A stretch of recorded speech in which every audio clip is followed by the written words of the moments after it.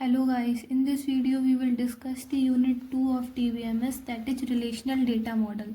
तो बेसिकली जो यूनिट 2 है इसमें हम लोग IGPB के सिलेबस में जितने भी टॉपिक्स हैं वो सारे topics one by one cover करेंगे और आपके जो प्रीवियस ईयर क्वेश्चंस में जो टॉपिक्स आए हैं वो टॉपिक्स भी डिस्कस करेंगे। और जो आपकी यूनिट 2 है इसमें जो डेटा मॉडल्स के टाइप में एक टाइप था रिलेशनल डेटा मॉडल। तो यूनिट 2 में ओवरऑल जितने भी कॉन्सेप्ट हैं वो बेस्ड है रिलेशनल डेटा मॉडल के ऊपर, ठीक है। और रिलेशनल डेटा मॉडल बेसिक क्या होता था ये हम लोग यूनिट फर्स्ट में कवर कर चुके हैं। यूनिट 2 है रिलेशनल डेटा मॉडल, इसमें एसक्यूएल के भी कॉन्सेप्ट हैं, तो आपको एसक्यूएल तो आनी चाहिए, तो आप एसक्यूएल पहले सीखें, फिर आपको ये जो यूनिट है उसके सारे कॉन्सेप्ट अच्छे से समझ में आएंगे। First we will start from the domain. A domain is a set of valid atomic values. तो डोमेन बेसिकली क्या है? एटॉमिक वैल्यूज़ का सेट है। अब यहाँ पे एटॉमिक वर्ड क्यों यूज़ किया गया है? एटॉमिक मीन्स ऐसी वैल्यू जिसको फर्दर डिवाइड नहीं किया जाए, एक इंडिविजुअल वैल्यू, ठीक है। दैट एन एट्रीब्यूट में टेक, ऐसी वैल्यू जिसको एट्रीब्यूट टेक करेगा। Atomic we mean simply that from the point of the view of database, मतलब पॉइंट डेटाबेस के पॉइंट ऑफ व्यू से एक single value atomic value, each value in the domain is individual.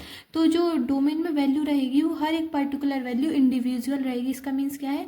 Can not B ब्रेकन down into component parts, मतलब उस value को furtherly divide नहीं किया जाएगा, वो एक वैल्यू एक सिंगल वैल्यू की तरह ट्रीट की जाएगी, ठीक है। अब इसके एग्जाम्पल हैं इंटीजर, वेरकेर, डेट। अब इंटीजर का क्या मीनिंग है? इंटीजर में आप मान लीजिए डोमेन ले लिया अपन ने एक रोल नंबर। अब इंटीजर मीन्स एक ऐसी वैल्यू जिसमें नंबर स्टोर किए जा सकें, ठीक है। एक डेटा टाइप हो गया इंटीजर। तो इंटीजर में अपन लोगों ने डोमेन ले लिया रोल नंबर, तो रोल नंबर में अपन लोग जो वैल्यू स्टोर करेंगे वो क्या रहेगा? वो नंबर के फॉर्म में रहेंगे, इसलिए डोमेन क्या हो गया? इंटीजर। देन वेरकेर बेसिकली डिफाइन करता है कैरेक्टर की वैल्यू स्टोर करने के लिए जो डेटा टाइप यूज होता है उसे वेरकेर बोलते हैं। अब ब्रैकेट में 100 है, इसका मीनिंग क्या है? 100 कैरेक्टर्स यूज कर सकते हैं, ठीक है, मतलब लेंथ 100 रहेगी। देन डेट भी ले सकते हैं डोमेन में। और यूज़र डिफाइन सेट्स लाइक, और यूज़र जो डिफाइन करता है सेट जैसे कि मेल, फीमेल, अदर। अब मान लीजिए कोई जेंडर डोमेन है तो जेंडर डोमेन में क्या रहेगा? या फिर मेल, फीमेल या फिर अदर, ठीक है। तो ये कहलाता है domain. Then it is necessary to provide description of domain. अब डोमेन की डिस्क्रिप्शन प्रोवाइड कराना बहुत इंपॉर्टेंट रहता है। अब डिस्क्रिप्शन क्या होगी डोमेन की? बेसिकली उसका डेटा टाइप ही उसकी डिस्क्रिप्शन होगी। अब डेटा टाइप क्या, जो पहले मैं एक्सप्लेन कर चुकी हूँ, इंटीजर, वेरकेर, स्ट्रिंग, बूलियन वगैरह, ठीक है। It is necessary to provide description of domain in term of concrete data types. अब मतलब जो डिस्क्रिप्शन प्रोवाइड करेंगे वो डेटा टाइप्स के फॉर्म में डिस्क्राइब होगी, ठीक है। That are provided by the DBMS। वो डेटा टाइप्स कौन होंगे? जिनको डेटाबेस मैनेजमेंट सिस्टम प्रोवाइड कराएगा, like varchar, integer, boolean, string. अब बूलियन में क्या रहेगा? सिर्फ 0 और 1 वैल्यू यूज कर पाएंगे, स्ट्रिंग में कैरेक्टर यूज होंगे, वेरकेर में कोई भी कैरेक्टर यूज कर सकते हैं, देन इंटीजर में नंबर्स। इतना ही है डोमेन में। अब नेक्स्ट टॉपिक है अपना, दैट इज एट्रीब्यूट। तो इसको देखेंगे। In the relational data model an attribute is a column of a table. तो रिलेशनल डेटा मॉडल में डेटा किस फॉर्म में रिप्रेजेंट करते हैं? टेबल के फॉर्म में, ठीक है। मतलब table means row and column के फॉर्म में। अब जो कॉलम रहेगा उसको ही एट्रीब्यूट डिफाइन किया गया है, ठीक है। इट रिप्रेजेंट अ प्रॉपर्टी और कैरेक्टरिस्टिक ऑफ अ एंटिटी। तो बेसिकली जो रिलेशनल डेटा मॉडल्स में एंटिटी रहती हैं उन एंटिटीज़ की कैरेक्टरिस्टिक्स को डिफाइन करता है attribute. Think of a table as a form and attribute are the field you fill in. तो मान लीजिए आपने कोई फॉर्म फिल कर रहे हैं आप, तो उसमें जो जो बेसिक कंडीशंस है जैसे नेम, ईमेल वगैरह, तो वो सब आपके एट्रीब्यूट्स हो जाएंगे, ठीक है। With the help of example समझेंगे एट्रीब्यूट क्या होता है। तो कंसीडर अ टेबल स्टूडेंट। अब एक आप टेबल ले लीजिए स्टूडेंट नेम की, तो उसमें जैसे कि यहाँ पे एक एग्जाम्पल है, उसमें रोल नंबर है, नेम है, एज है, कोर्स है। अब रोल नंबर वाला जो कॉलम है उसमें 101, 102, 103 इतने रोल नंबर है। नेम में भी नेम है, रिया, अमन, राम, एज भी है और कोर्स भी है, CSE, ECE, AI and so on, ठीक है। तो ये डिफाइन एक टेबल हो गई अपने पास, ठीक है। Here roll number, name, age, course are attributes. तो जो टेबल है इसमें roll number, name, age and course क्या है? अपने एट्रीब्यूट्स हैं, ठीक है। Are attributes and each attribute describe something about the student. अब हर एक पर्टिकुलर जो एट्रीब्यूट है वो स्टूडेंट के बारे में कुछ कुछ डिस्क्राइब कर रहा है, ठीक है, कि उसका रोल नंबर क्या है, नेम क्या है, एज क्या है एंड कोर्स क्या है। Relation schema of attribute. Consider a student table, जो यहाँ पे एग्जाम्पल लिया है वही टेबल कंसीडर करेंगे, ठीक है। द रिलेशनल स्कीमा इज, तो इसमें रिलेशनल स्कीमा क्या होगा? रिलेशन किसकी हेल्प से शो हो रहे हैं? एट्रीब्यूट्स की हेल्प से। तो स्टूडेंट टेबल्स में जो एट्रीब्यूट्स है that is roll number, name, age and course. Here जो स्टूडेंट है वो क्या है? रिलेशनल नेम है। मतलब जो रिलेशनल नेम का मीनिंग यहाँ पे क्या है कि इसी टेबल की हेल्प से सारे रिलेशंस होंगे। और roll number, name, age, course क्या है, एट्रीब्यूट है, ठीक है। Attributes means in relation schema. अब एट्रीब्यूट्स का मतलब क्या होता है रिलेशनल स्कीमा में, each attribute in the schema represent a column. हर जो पर्टिकुलर एट्रीब्यूट रहेगा वो क्या रिप्रेजेंट करेगा, एक कॉलम रिप्रेजेंट करेगा। जैसे कि ये देखिए यहाँ पे जो रोल नंबर एट्रीब्यूट है तो इसका एक पर्टिकुलर ये वाला कॉलम है, ठीक है। देन नेम एट्रीब्यूट्स में सबके नेम आ गए स्टूडेंट्स के, एज में एज, देन कोर्स में जितने भी कोर्स हैं सबके कॉलम्स में जो जो कोर्सेज हैं CSE, EC, AI वो सारे कोर्सेज आ गए। यही है कि each attribute define the particular column. Then has a domain. अब हर पर्टिकुलर एट्रीब्यूट का एक डोमेन होगा, मतलब type of values it can store, किस किस टाइप्स की वैल्यू वो स्टोर करेंगे। जैसे कि रोल नंबर है वो इंटीजर्स टाइप की वैल्यू स्टोर करेगा, name characters, age integers and course भी कैरेक्टर टाइप की वैल्यू स्टोर करेगा, ठीक है। Must be unique within the schema, मतलब इसका मीनिंग क्या है, यूनिक कैसे होना चाहिए कि हर एक पर्टिकुलर टेबल में सिर्फ एक ही रोल नंबर होना चाहिए। ऐसा नहीं है कि यहाँ पे भी रोल नंबर आ गया देन नेक्स्ट कॉलम में भी रोल नंबर एट्रीब्यूट आ जाएगा, ठीक है। स्टोर एटॉमिक सिंगल वैल्यू, और हर एक एट्रीब्यूट एक मतलब एक एटॉमिक वैल्यू स्टोर करेगा जिसको फर्दरली डिवाइड नहीं कर पाएंगे, मतलब एक ही वैल्यू कंटेन करेगा। Our next topic is tuple. अब टपल क्या होगा, a tuple is a set of related attribute. Attribute क्या होता था, कॉलम होता था, लेकिन जो टपल है वो सेट ऑफ कॉलम्स है। अब इसका मीनिंग क्या है, ये एक एग्जाम्पल है यहाँ पे। तो एट्रीब्यूट क्या होता था, सिर्फ एम्प्लॉय ID एट्रीब्यूट होगी, लेकिन टपल्स में एक रो आ जाएगी, मतलब टपल्स मीन सिंपली एक रो। तो employ ID, name, salary and department, तो ये एक रो, मतलब set of attribute is known as tuple, ठीक है। A tuple is a set of related attributes values that together represent one complete record in a relation table. इसका simple meaning क्या है कि अब यहाँ पे इनको टपल्स बोल दिया तो हर एक सिंगल रो एक कंप्लीट रिकॉर्ड बता रही है। मतलब अगर आईडी है 101 जो एम्प्लॉय आईडी है तो वो कौन, मतलब किस इंसान की एम्प्लॉय आईडी है, तो राहुल की है। एंड देन राहुल की सैलरी कितनी है 45,000, और राहुल क्या है, डिपार्टमेंट का HR है। तो एक कंप्लीट रिकॉर्ड शो करेगा टपल, ठीक है। A tuple is also known as row, tuple को रो भी बोल सकते हैं एंड रिकॉर्ड भी बोल सकते हैं, ठीक है। एंड डाटा एंट्री, मतलब टपल्स को रो बोल दो या फिर डेटा एंट्री बोल दो या फिर रिकॉर्ड बोल दो, ठीक है। It contain one value for each attribute defined in the relational schema. तो जो टपल्स रहता है वो एक पर्टिकुलर एक वैल्यू स्टोर करता है, मतलब कंटेन करता है एक एट्रीब्यूट्स में से, ठीक है। इसका एग्जाम्पल हो गया, समझेंगे। कंसिडर आर टेबल, एक टेबल कंसीडर करते हैं एम्प्लॉय की, ठीक है। इसमें कौन कौन से एट्रीब्यूट है, employ ID, name, salary, department, instance, data, ठीक है। अब मतलब एम्प्लॉय ID, नेम, सैलरी और डिपार्टमेंट है अपने पास, तो ये एट्रीब्यूट्स हो गए। अब इन एट्रीब्यूट्स में अपने पास डेटा गिवन है, ठीक है। तो each row in are tuples, तो अब इसमें टपल्स क्या कहलाएंगे, तो टपल 1 कहलाएगा जो फर्स्ट रो है, देन टपल 2 कहलाएगा जो सेकंड रो है, देन टपल 3 कहलाएगा जो थर्ड रो है, ठीक है। तो बेसिकली यही है अपना टपल्स, मतलब सेट ऑफ एट्रीब्यूट्स को बोलेंगे टपल्स एंड एट्रीब्यूट कहलाएगा एक column. Next topic is relation schema. Relation schema क्या है, relation schema is the structure और ब्लूप्रिंट ऑफ अ रिलेशन। तो रिलेशन स्कीमा बेसिकली एक स्ट्रक्चर है या फिर एक ब्लूप्रिंट है, मतलब टेबल का बेसिकली स्ट्रक्चर डिफाइन करता है रिलेशन स्कीमा, ठीक है। इन the relational data model it defines name of the relation, basically table का नेम बताएगा कि टेबल किस नेम से बनाई गई है। लिस्ट ऑफ एट्रीब्यूट्स, जो टेबल बनाई गई है उसमें कौन कौन से एट्रीब्यूट है, ठीक है, मतलब कॉलम्स के names. Then domain of each attribute, और जो एट्रीब्यूट्स हैं तो उनके बेसिकली डेटा टाइप्स क्या हैं, डोमेन क्या है, ठीक है, मतलब types of a value store in the domain. Then it basically tells what the tables look like, not what data it contains। इसका मीनिंग क्या है, तो basically relational database, relational schema ये बताएगा कि टेबल कैसी दिखेगी, ना कि टेबल किस तरीके का डेटा स्टोर करके रखे, मतलब कंटेंट क्या है, कंटेंट क्या है उस टेबल का। ये हो गया relation schema. Next is relational database. तो ये relational schema and relational database ये दोनों ही एग्जाम में प्रीवियस ईयर क्वेश्चन में आए थे, ठीक है। A relational database is a collection of multiple relation. तो बेसिकली रिलेशन स्कीमा क्या था, बेसिकली स्ट्रक्चर बताता था क्या का, टेबल्स का। लेकिन जो रिलेशनल डेटाबेस है ये दो टेबल्स में क्या रिलेशन है ये बताएगा, दो या दो से ज़्यादा टेबल्स, मतलब मल्टीपल टेबल्स में क्या रिलेशनशिप है ये डिस्क्राइब करेगा relational database. Each table has its own relational schema, हर एक टेबल के पास उसका पर्टिकुलर रिलेशनल स्कीमा होगा, ठीक है। Tables are logically connected through keys. अब जो टेबल्स रहती हैं डेटाबेस में वो कनेक्टेड रहती हैं with the help of keys, primary key and foreign की। ये दोनों कीज अपन लोग आगे पढ़ेंगे, ठीक है। Data follows the relational model introduced by EF Codd. तो जो रिलेशनल मॉडल है, रिलेशनल डेटा मॉडल, ये किसने डिस्क्राइब किया था? फर्स्ट EF कॉड ने, ठीक है। अब in simple word relational database क्या होता है? सेट ऑफ रिलेटेड टेबल्स, मतलब जो टेबल्स रहेंगी उनके सेट्स को, मतलब मल्टीपल टेबल आपस में कैसे कनेक्टेड है, ठीक है। Relational database established a well-defined relationship between database tables and these tables communicate and share information।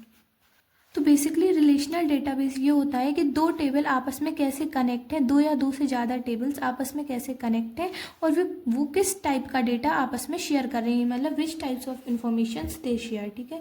Which facilities data searchability organization and so on, मतलब उनकी फैसिलिटीज़ क्या है, उनकी सर्चेबिलिटी क्या है और ऑर्गेनाइजेशन क्या है उन टेबल्स की।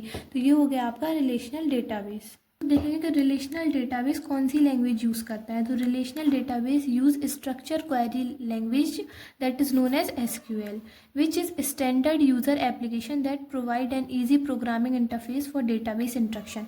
मतलब डेटाबेस के इंस्ट्रक्शन के लिए एक स्ट्रक्चर क्वेरी लैंग्वेज है जो क्या है, ईजी प्रोग्रामिंग इंटरफेस है जो ईजीली यूज़ कर सकते हैं क्वेरीज फाइंड करने के लिए डेटाबेस में, ठीक है। RDB is derived from the mathematical function concept of mapping data set।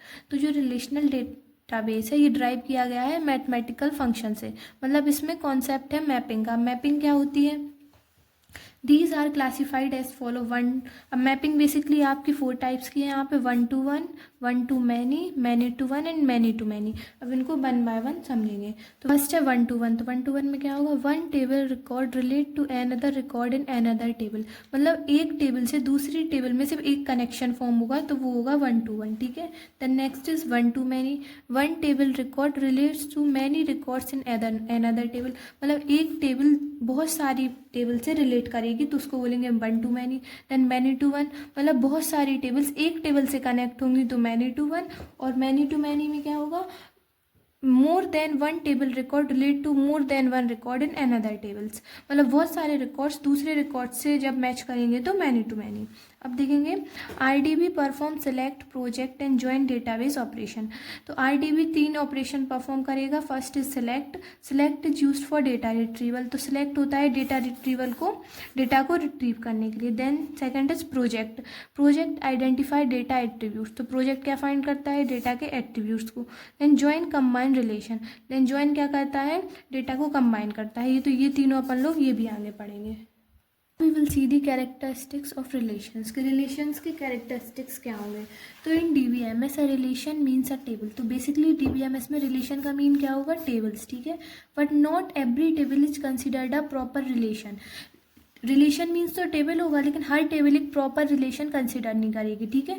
To be valid relation it must follows these characteristics. अगर वो वैलिड टेबल शो हो रही है तो उसको ये फॉलोइंग कैरेक्टरिस्टिक शो करनी पड़ेंगी। तो first is relation has a unique name, मतलब जो टेबल्स हैं उनका यूनिक नेम होना चाहिए, ऐसा नहीं है कि 2 नेम की सेम टेबल हो, ठीक है। अब every relation table must have a unique name in the database. Then example student, course, employ. अब स्टूडेंट एक अलग टेबल है, कोर्स अलग टेबल है, एम्प्लॉय अलग टेबल है और इन टेबल्स में अपने अलग अलग एट्रीब्यूट्स होंगे। 2 tables can not have the same name. तो फर्स्ट कैरेक्टरिस्टिक क्या हो गया? Relation has a unique name, मतलब 2 टेबल्स के सेम नेम नहीं होने चाहिए, हर एक पर्टिकुलर टेबल का एक यूनिक नेम होगा। Second is tuples. टपल्स को सिंपली क्या बोलेंगे? रो, और रोज भी यूनिक होनी चाहिए। इसका मीनिंग क्या है? No 2 rows in a relation can be identical, duplicate row are not allowed. अभी एक एग्जांपल है जहाँ रोज है, ठीक है। तो फर्स्ट रो में रोल नंबर है 101, देन नेम है रिया। देन सेकंड में भी रोल नंबर है 101 एंड नेम है रिया। तो अब 2 रो हो गई, तो ये बेसिकली है तो सेम ही रो। अभी 2 रो हैं तो ये बेसिकली रॉन्ग रिलेशन शो कर रही है क्योंकि सभी मेमोरी में डेटा इंक्रीज कर रही है, इनका कोई पॉइंट ऑफ व्यू नहीं है, इसलिए इनवैलिड हो गया, ठीक है। तो जो रो रहेंगी वो सिर्फ एक होनी चाहिए, डुप्लीकेट नहीं होनी चाहिए। Then third is order of tuples does not matter, मतलब जो टपल्स हैं, जो रोज हैं, उनका ऑर्डर मैटर नहीं करता है। मतलब ऐसा हो सकता है कि अगर यहाँ पे 102 रोल नंबर हो तो 102 पहले आ जाएगा, 101 बाद में भी आ सकता है, ठीक है। तो ये रॉन्ग नहीं माना जाएगा। Tuples in a relation have no specific order, मतलब जो टपल्स रहेंगे उनका कोई स्पेसिफिक ऑर्डर नहीं है. Whether a row appear first or last doesn't affect the relation, अगर कोई रो है, अगर वो फर्स्ट अपेयर हो रही है या फिर लास्ट अपेयर हो रही है तो वो टेबल के रिलेशन को अफेक्ट नहीं करेगी. One is order of attribute does not matter, जो ऑर्डर रहेगा एट्रीब्यूट का वो भी मैटर नहीं करेगा. मीन्स एट्रीब्यूट्स मीन्स क्या होता है, सिंपली कॉलम्स. तो एट्रीब्यूट्स आर ऑल्सो अनऑर्डर्ड, तो एट्रीब्यूट्स भी अनऑर्डर हो सकते हैं. ठीक है. Changing the order of column does not change the meaning of the relation, अगर हम लोगों ने टेबल का जो एट्रीब्यूट्स रहेंगे उनको आगे पीछे कर दिया तो उनसे टेबल का पूरा पॉइंट ऑफ व्यू चेंज नहीं होगा. जैसे कि एक एग्जांपल है, मान लीजिए यहाँ पे एक टेबल होगी तो उसके एट्रीब्यूट्स हैं role number, name and department. अगर इसको अल्टरनेटिवली चेंज करके लिख दिया, सेम एज डिपार्टमेंट पहले लिख दिया, देन रोल नंबर लास्ट में लिख दिया, तो भी इनका नीचे जो कंटेंट लिखेंगे अपन लोग, रोज लिखेंगे, टपल्स, तो वो तो सेम रहेंगी. तो इसलिए अगर ऑर्डर एट्रीब्यूट्स का चेंज होगा तो उससे टेबल के रिलेशन को कोई भी अफेक्ट नहीं पड़ेगा. ठीक है. अब हम लोग देखेंगे डेटाबेस स्कीमा क्या होता है.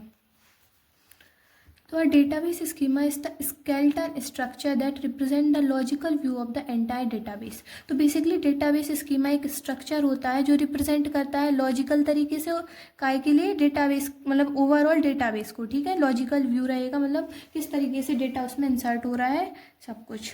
It defines how the data is organize and how the relations among them. ये बेसिकली क्या डिफाइन करेगा कि डेटा को कैसे ऑर्गेनाइज किया गया है एक सिस्टमेटिक मैनर में और उनमें क्या रिलेशन है. It contain a description detail of the database. Basically database schema का सिंपली मीनिंग ही स्ट्रक्चर होता है. ठीक है. तो ये बेसिकली डिफाइन करता है कि डेटाबेस में जो स्ट्रक्चर डिफाइन कर रहे हैं डेटा का, तो उसमें क्या क्या इन्फॉर्मेशन है, उनकी डिटेल क्या है, and so on. A database schema can be divided into 2 categories. तो बेसिकली जो डेटाबेस स्कीमा है इसके भी 2 टाइप्स हैं. तो first is physical database schema. This schema defines the actual storage of data. तो फिजिकल मीन्स क्या हो गया यहाँ पे, एक्चुअल में डेटा कैसे स्टोर हो रहा है डेटाबेस में. ठीक है. And it's form of storage like file, indexes etcetera, मतलब वो डेटा किस फॉर्म में स्टोर हो रहा है, फाइल्स की फॉर्म में स्टोर हो रहा है, इंडेक्सेस की फॉर्म में स्टोर हो रहा है. It defines how the data will be store in a secondary storage. और ये भी डिफाइन करता है कि सेकेंडरी स्टोरेज डिवाइस रहेंगे जैसे हार्ड डिस्क वगैरह, तो उनमें भी डेटा कैसे स्टोर हो रहा है, ये कौन डिफाइन करता है, physical database schema. Next type है इसका लॉजिकल डेटाबेस स्कीमा. तो इसको भी देखेंगे. This schema defines all the logical constant. Constant mean simply condition. तो लॉजिकल डेटाबेस बताता है कि लॉजिकली किन कंडीशंस को अप्लाई करने से डेटा स्टोर होगा, सेव होगा. ठीक है. That need to be apply on the data stored, मतलब कौन सी कंडीशन डेटा पे अप्लाई होंगी जिसकी हेल्प से डेटा स्टोर होगा. It defines tables view and integrity constant. तो ये डिफाइन करता है टेबल के व्यू, मतलब टेबल किस व्यू से, मतलब टेबल को कैसे व्यू करेंगे और उसमें कौन कौन से इंटीग्रिटी कांस्टेंट अप्लाई होंगे. तो ये इंटीग्रिटी कांस्टेंट बेसिकली कंडीशंस होती हैं. ये कंडीशंस, अब एक इंटीग्रिटी कांस्टेंट एक पर्टिकुलर टॉपिक है तो वो भी अपन लोग आगे देखेंगे. नाउ आवर टॉपिक इज की. तो प्राइमरी की, फॉरेन की भी की के टाइप हैं और ये प्रीवियस ईयर क्वेश्चन में भी आए हैं, तो हम लोग इसको ध्यान से देखेंगे. बेसिकली जो हर इस वीडियो में हर टॉपिक है तो वो सारे टॉपिक्स, वो वाले टॉपिक्स लिए गए हैं जो प्रीवियस ईयर क्वेश्चंस में आ चुके हैं. ठीक है. तो अब की को देखेंगे. की आर एट्रीब्यूट्स. तो की बेसिकली क्या है, एट्रीब्यूट्स है. एट्रीब्यूट्स क्या होते हैं, कॉलम्स होते हैं. ठीक है. और ये जो कॉलम्स हैं कीज, वो क्यों यूज होते हैं, यूज टू आइडेंटिफाई रिकॉर्ड्स. अब ध्यान से सुनिए. Keys are attributes. कीज क्या है, एट्रीब्यूट्स हैं, और वो एट्रीब्यूट्स क्या आइडेंटिफाई करते हैं, रिकॉर्ड्स, मतलब रो को आइडेंटिफाई करते हैं. मतलब ऐसे कॉलम्स जो रो को आइडेंटिफाई करेंगे एक टेबल में. Keys are attribute use to identify records in a table and to maintain relationship between tables. ठीक है. कीज आइडेंटिफाई करेंगे रिकॉर्ड्स को और वो रिकॉर्ड्स काय में रिलेशनशिप बिल्ड करेंगे, टेबल में. ठीक है. अब हम लोग की क्वालिटी देखेंगे. तो की क्या है, यूनिकली आइडेंटिफाइड डेटा. हर एक पर्टिकुलर की यूनिकली आइडेंटिफाई करेगी डेटा के लिए. Then avoiding duplicate records. जो की रहेंगी वो डुप्लीकेट भी नहीं रहेंगी और डुप्लीकेट जो रिकॉर्ड्स रहेंगे उनको भी अवॉइड करेंगे. ठीक है. देन की किस लिए यूज होंगी, लिंकिंग टेबल्स को कनेक्ट करने के लिए, लिंक करने के लिए. देन मेंटेनिंग इंटीग्रिटी को मेंटेन करने के लिए. अब हम लोग देखेंगे टाइप्स ऑफ कीज. तो main types of keys in database management are, first is super key. तो फर्स्ट की कौन सी है, सुपर की है। A super key is any set of attributes that are uniquely identify a row. अब super की एक ऐसी सेट ऑफ एट्रीब्यूट्स हैं जो यूनिकली आइडेंटिफाई करेगी एक रो को। अब इसके एग्जांपल की हेल्प से समझेंगे तो मान लीजिए कोई टेबल है स्टूडेंट नेम की और उसमें एट्रीब्यूट्स हैं role number, name and phone. तो शॉर्ट फॉर्म में सुपर की मीनिंग ये होता है कि जितने भी एट्रीब्यूट्स प्रेजेंट है किसी भी टेबल में वो सारे एट्रीब्यूट्स सुपर की में आएंगे। जैसे कि एक एट्रीब्यूट रोल नंबर हो गया तो ये भी सुपर की है, देन नेम भी सुपर की है, देन इन दोनों का कॉम्बिनेशन क्या है, रोल नंबर और नेम, तो ये भी सुपर की होगा। देन एक एट्रीब्यूट था फ़ोन में बेसिकली फ़ोन नंबर, तो रोल नंबर और फ़ोन नंबर बेसिकली इनका कॉम्बिनेशन भी सुपर की है। देन इन तीनों एट्रीब्यूट्स का कॉम्बिनेशन भी सुपर की है। Any combination then that ensure uniqueness, मतलब एक ऐसा कॉम्बिनेशन जो यूनिकनेस को शो करेगा वही क्या कहलाएगी, सुपर की कहलाएगी। देन नेक्स्ट की है दैट इज़ कैंडिडेट की। तो अब इसको देखेंगे कैंडिडेट की क्या होती है। तो कैंडिडेट की is a minimal set of attributes that can uniquely identify a record in a table. तो कैंडिडेट की वो होती है कि एक मिनिमल मतलब कम से कम एट्रीब्यूट लेके एक ओवरऑल इन्फॉर्मेशन बता पा रहे हैं एक रो की कि नहीं, ठीक है। अब टू इम्पॉर्टेंट पॉइंट्स है कैंडिडेट की के। तो first is it must uniquely identify a record. Candidate की यूनिकली आइडेंटिफाई करनी चाहिए एक रिकॉर्ड के लिए, एक रो के लिए, ठीक है। It must be minimal. अब इट मस्ट बी मिनिमल का मीनिंग क्या है, you can not remove any attribute from it. मान लीजिए दो एट्रीब्यूट के कॉम्बिनेशन से एक सारी रो का इन्फॉर्मेशन पता चल रही है, लेकिन उसके अगर दो एट्रीब्यूट्स की हेल्प से इन्फॉर्मेशन पता चल रही ओवरऑल रो की, लेकिन अगर दो की जगह एक रो का यूज़ करें, एक एट्रीब्यूट का यूज़ करें तो इन्फॉर्मेशन नहीं मिलेगी। इसलिए क्या है, you can not remove any attribute from it, मतलब अगर कॉम्बिनेशन में एट्रीब्यूट है तो आप उसको रिमूव नहीं कर सकते। अब एक एग्जाम्पल देखेंगे, कंसिडर अ टेबल स्टूडेंट। अब एक स्टूडेंट नेम की टेबल है, ठीक है, जिसमें रोल नंबर है, ईमेल है, नेम है, देन फ़ोन नंबर है, ठीक है। अब here roll number uniquely identify each student. अब यहाँ पे आप खुद देखिए कि जो रोल नंबर है उसकी हेल्प से ओवरऑल जो रो में इन्फॉर्मेशन है अपन लोग वो फाइंड कर सकते हैं, ठीक है। Email also uniquely identify each student, और ईमेल की हेल्प से भी स्टूडेंट की इन्फॉर्मेशन फाइंड कर सकते हैं, ठीक है। Then so candidate key are roll number and email. तो इस टेबल में कैंडिडेट की कौन सी हो गई, एक तो रोल नंबर हो गया एंड एक ईमेल हो गई, ठीक है। तो इतना ही था कैंडिडेट की में। अब अपनी जो नेक्स्ट की है दैट इज़ प्राइमरी की, उसको देखेंगे। थर्ड की है दैट इज़ प्राइमरी की। तो प्राइमरी की एग्जाम के पॉइंट ऑफ व्यू से मोस्ट इंपॉर्टेंट है क्योंकि ये की भी प्रीवियस ईयर क्वेश्चन में आई है। जो कैंडिडेट की है और सुपर की है वो इतनी इंपॉर्टेंट नहीं है, लेकिन प्राइमरी की इंपॉर्टेंट है, ठीक है।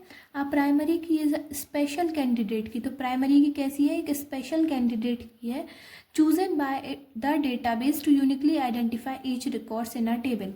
ये जो प्राइमरी की है ये डेटाबेस चूज करता है एक ऐसे एट्रीब्यूट के लिए जो एट्रीब्यूट एक पर्टिकुलर पूरे रो के इन्फॉर्मेशन को डिफाइन कर पाए एक सिंगल एट्रीब्यूट्स की हेल्प से। Now we will see the important properties of primary key. तो first is uniqueness, every value must be unique. तो प्राइमरी की में सारी वैल्यूज यूनिक होनी चाहिए। Then no null value allowed, null value भी allowed नहीं होनी चाहिए। Then identify each row uniquely, एक ऐसी प्राइमरी की चूज करनी है जो हर रो को यूनिकली आइडेंटिफाई कर पाए, ठीक है। Then fourth one is only one primary key per table. इसका मीनिंग क्या है, हर एक पर्टिकुलर टेबल में सिर्फ एक प्राइमरी की होनी चाहिए। जो अपन लोगों ने पिछली की थी कैंडिडेट की, तो उसमें एक टेबल में दो कैंडिडेट की थी, first is roll number then next is email, ठीक है। लेकिन जो प्राइमरी की होगी वो सिर्फ एक टेबल में एक की होगी, ठीक है।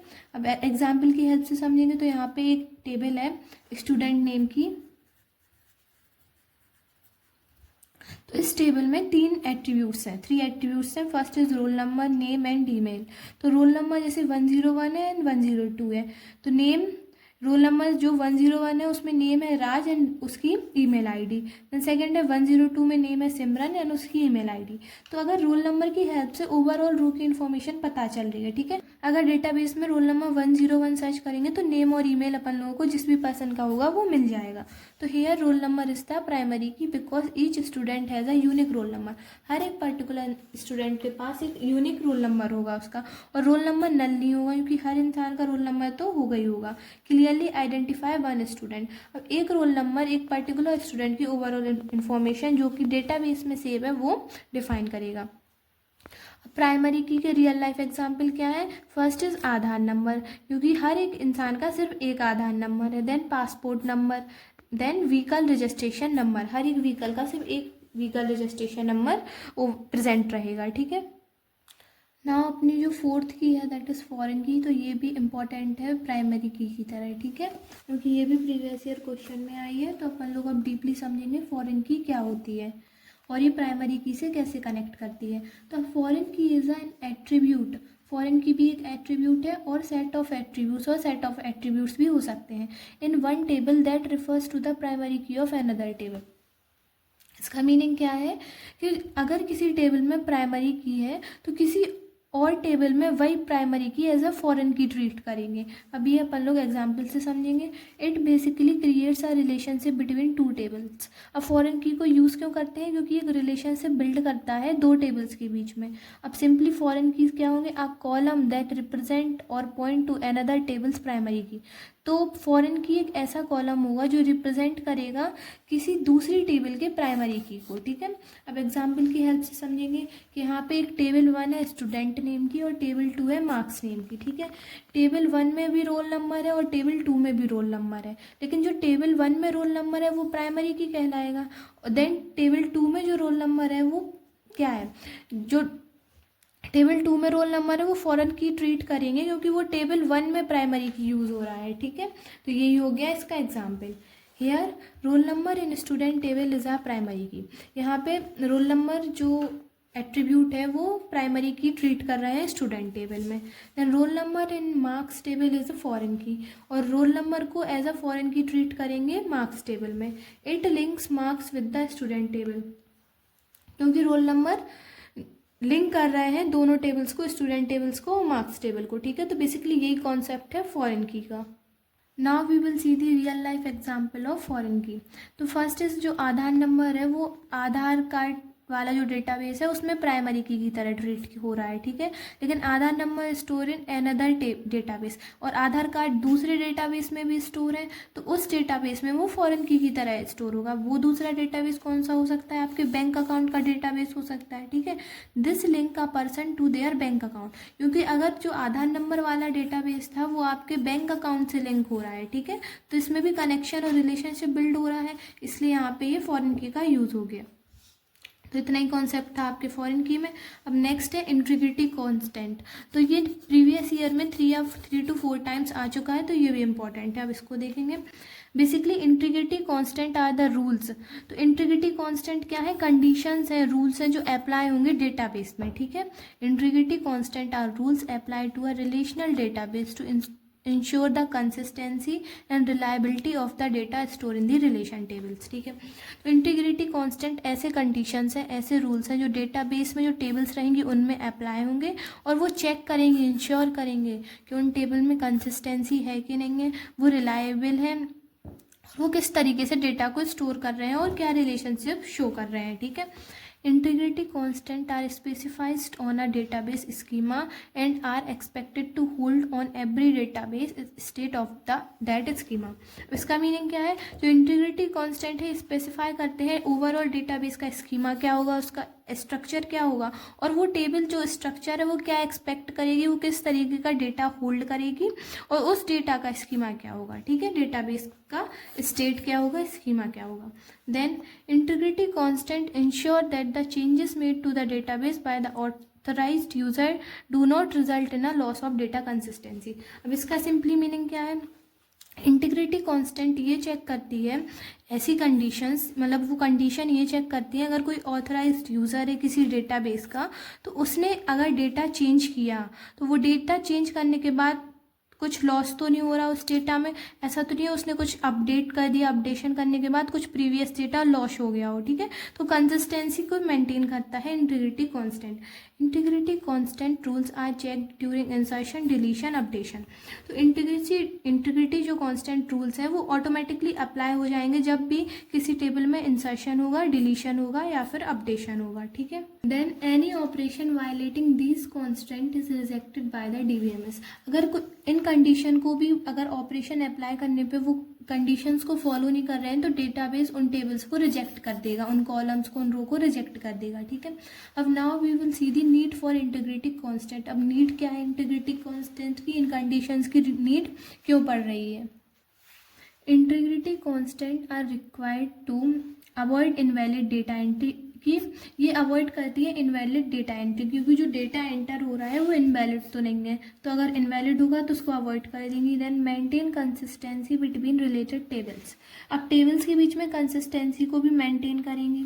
Then third point is prevent data anomalies, ये डेटा एनोमलीज को भी प्रिवेंट करती है, मतलब इंसर्ट अपडेशन होता है तो उनमें अगर कोई इशू ना हो तो उनको भी प्रिवेंट करेंगी। Without integrity constant a database में स्टोर मीनिंगलेस और इनकरेक्ट डेटा, अगर सिस्टम में इंटीग्रिटी कांस्टेंट कंडीशंस अप्लाई नहीं हो रही हैं तो डेटाबेस क्या कर सकता है, मीनिंगलेस और इनकरेक्ट डेटा को भी स्टोर कर सकता है, और इन्हीं चीज़ों को अप्लाई मतलब अवॉइड करने के लिए इंटीग्रिटी कांस्टेंट को यूज़ करते हैं। Now we will see the type of integrity constant. अब हम लोग टाइप्स देखेंगे इंटीग्रिटी कांस्टेंट के, तो फर्स्ट इज डोमेन। अब ये क्या होगा, domain integrity ensures that the value of an attribute must belong to a specific domain. तो डोमेन इंटीग्रिटी कांस्टेंट ये चेक करेगा कि जो डोमेन है, मतलब टेबल्स के डोमेन है, तो वो उस डेटा टाइप से मैच कर रहे हैं कि नहीं कर रहे हैं। अब मान लीजिए रोल नंबर में इंटीजर्स वैल्यू स्टोर होंगी, ठीक है, लेकिन अगर रोल नंबर में इंटीजर्स डेटा टाइप अप्लाई नहीं किया और उसमें कैरेक्टर्स फिल कर रहे हैं तो ये इनवैलिड हो गया, ठीक है। ये चेक करते हैं कि पर्टिकुलर रियल जो डोमेन है उससे मैच कर रहे हैं डेटा टाइप की नहीं। देन अ डोमेन डिफाइंस, अब डोमेन क्या क्या डिफाइन करते हैं, first data types, then size क्या रहेगा, रेंज क्या है जो भी वैल्यूज फिल कर रहे हैं टेबल्स में, देन फॉर्मेट क्या है टेबल का, और कौन कौन सी वैल्यू को वो अलाउड करेंगे, तो ये सब कौन चेक करेगा, डोमेन इंटीग्रिटी कांस्टेंट। अब एक एग्जांपल है, ये एसक्यूएल की क्वेरी है तो इसकी हेल्प से देखेंगे, ठीक है। अब एज है, एज में इंटीजर्स वैल्यू लेनी है। अब इसमें अपन लोग चेक करेंगे कि जो एज है वो ग्रेटर देन और इक्वल टू 18 होनी चाहिए, यहाँ पे एंड है, and age less than equal to 16 होनी चाहिए। अगर एज 25 पुट की टेबल में तो वैलिड कहलाएगा, लेकिन अगर एज -3 या 100 पुट की तो ये इनवैलिड कहलाएगा, ठीक है। तो ये कंडीशन अप्लाई की है, इन कंडीशन के अकॉर्डिंग ही डेटा फिल होना चाहिए टेबल में, तो ये कहलाएगा domain integrity constant. Then second type है इंटीग्रिटी कांस्टेंट का, दैट इज एंटिटी। अब entity integrity ensures that each tuples is uniquely identifiable. इसका मीनिंग क्या है, जो एंटिटी इंटीग्रिटी कांस्टेंट है वो ये इंश्योर करेगा, ये चेक करेगा कि हर रो यूनिकली आइडेंटिफाई हो रही है कि नहीं हो रही है। मीन्स प्राइमरी की मस्ट बी यूनिक्स, इसमें क्या रूल्स है कि प्राइमरी की यूनिक होनी चाहिए। Then second is primary key can not be null, primary key null होनी चाहिए। अपन लोगों ने प्राइमरी की वाला जो कॉन्सेप्ट पढ़ा था उसमें एक एग्जाम्पल लिया था, दैट इज रोल नंबर, कि रोल नंबर क्या है, प्राइमरी की। अगर रोल नंबर ही नल कर दिया तो फिर वो इनवैलिड कहलाएगा, कि रोल नंबर ही नहीं है तो रो में डेटा किसका शो करेंगे, ठीक है। तो इसीलिए primary key can not be null. अब एंटिटी इंटीग्रिटी कांस्टेंट एग्जांपल की हेल्प से समझेंगे, तो इसमें जो स्टूडेंट आईडी है उसमें इंटीजर्स वैल्यू स्टोर होंगी, इंटीजर उसका डेटा टाइप है, और प्राइमरी की है, स्टूडेंट आईडी ही प्राइमरी की है, ठीक है। तो स्टूडेंट आईडी 101 हो गई और किसी और इंसान की स्टूडेंट आईडी 102 है, तो मतलब आशा की स्टूडेंट आईडी 101 है, रिया की स्टूडेंट आईडी 102 है, ठीक है।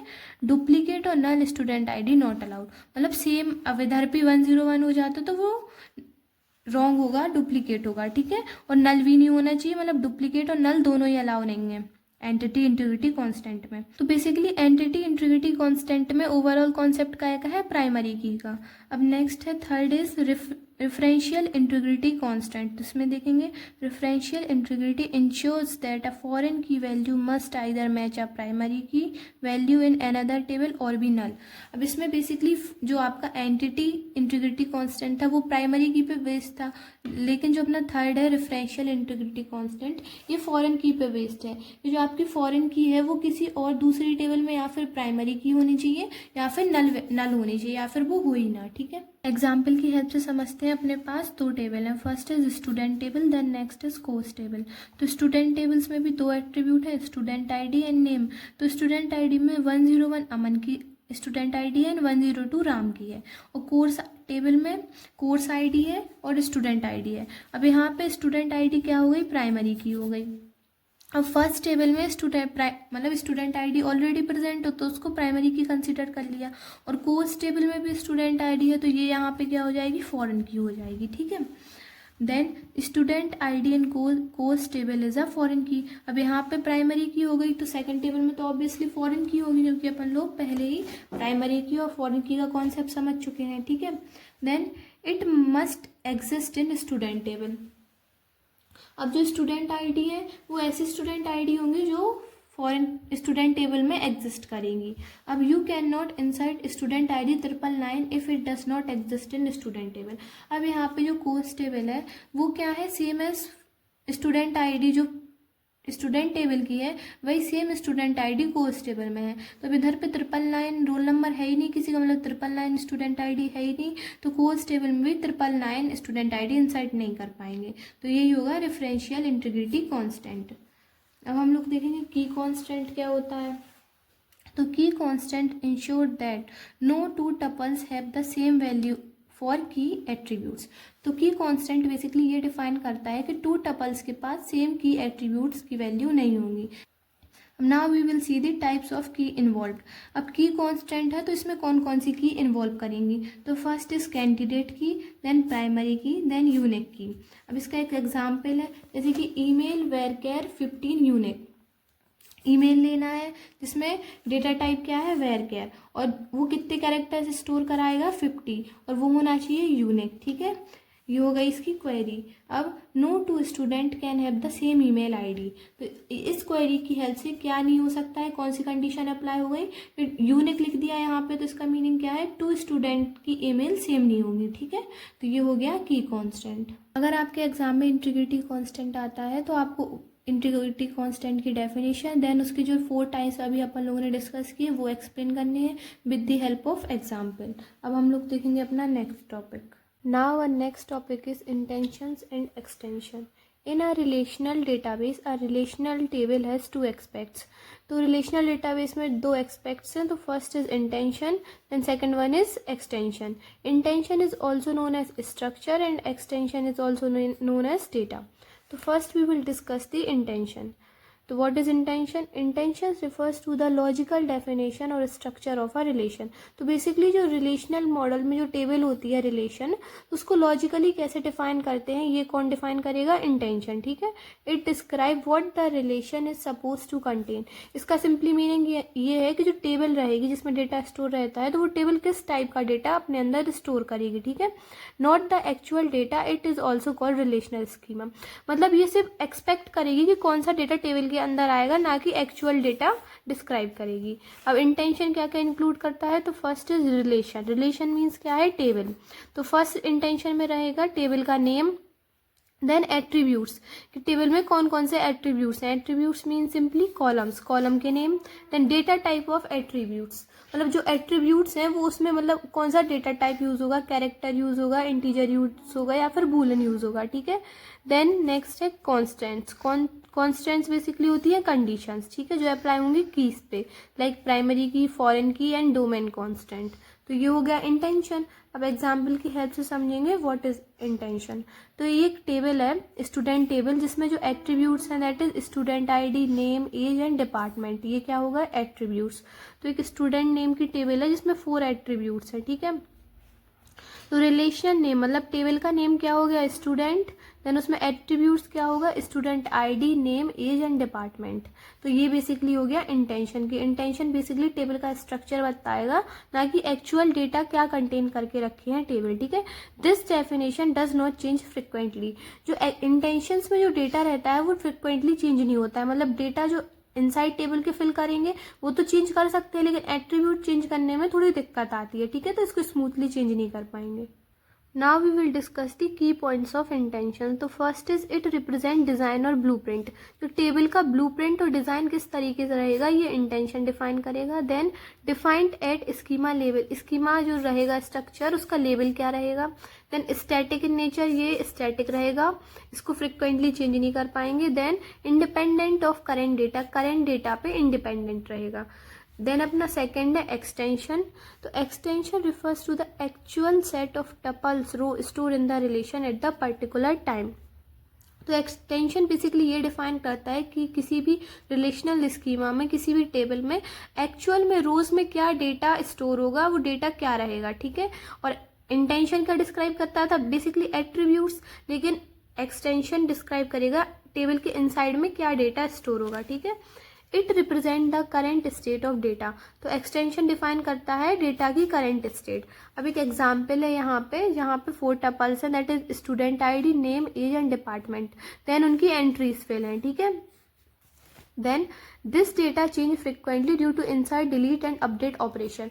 अब टेबल के इनसाइड में अपन लोग इनसाइड डिलीट या अपडेट टाइप्स के ऑपरेशन अप्लाई करके डेटा को फ्रिक्वेंटली चेंज कर सकते हैं, ठीक है। तो एक्सटेंशन को चेंज कर सकते हैं फ्रिक्वेंटली। देन अब हम लोग देखेंगे की पॉइंट्स ऑफ एक्सटेंशन। तो first point is represent actual data, extension represent the actual data inside the table. Then second is defined at instance level, तो जो बेसिकली एक्सटेंशन रहेगा वो इंस्टेंस लेवल पे डिफाइन होगा, मतलब करंट लेवल पे, और ये डायनामिक इन नेचर रहेगा क्योंकि इसको चेंज कर सकते हैं। देन ये टाइम डिपेंडेंट रहेगा। अब टाइम डिपेंडेंट कैसे रहेगा, मीन्स एक पर्टिकुलर टाइम पे ये वाला पर्टिकुलर डेटा स्टोर है टेबल पर, लेकिन अगर फिर मान लीजिए कि अमन ने टीसी वगैरह कट करवा ली अपनी, तो यहाँ पे अमन इस रिलेटेबल टेबल से रिमूव हो जाएगा, तो इसको चेंज कर देंगे डेटा को।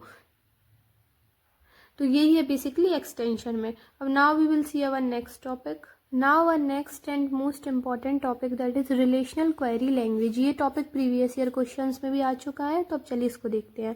अ relational query language is a language used to retrieve, insert, update, delete and manage data store in the relational table, मतलब रिलेशनल डेटाबेस। जो रिलेशनल डेटाबेस में डेटा को स्टोर करते हैं, तो उसमें जो लैंग्वेज यूज करते हैं डेटा को इंसर्ट, अपडेट या डिलीट करने के लिए, वही लैंग्वेज क्या कहलाती है, रिलेशनल क्वेरी लैंग्वेज।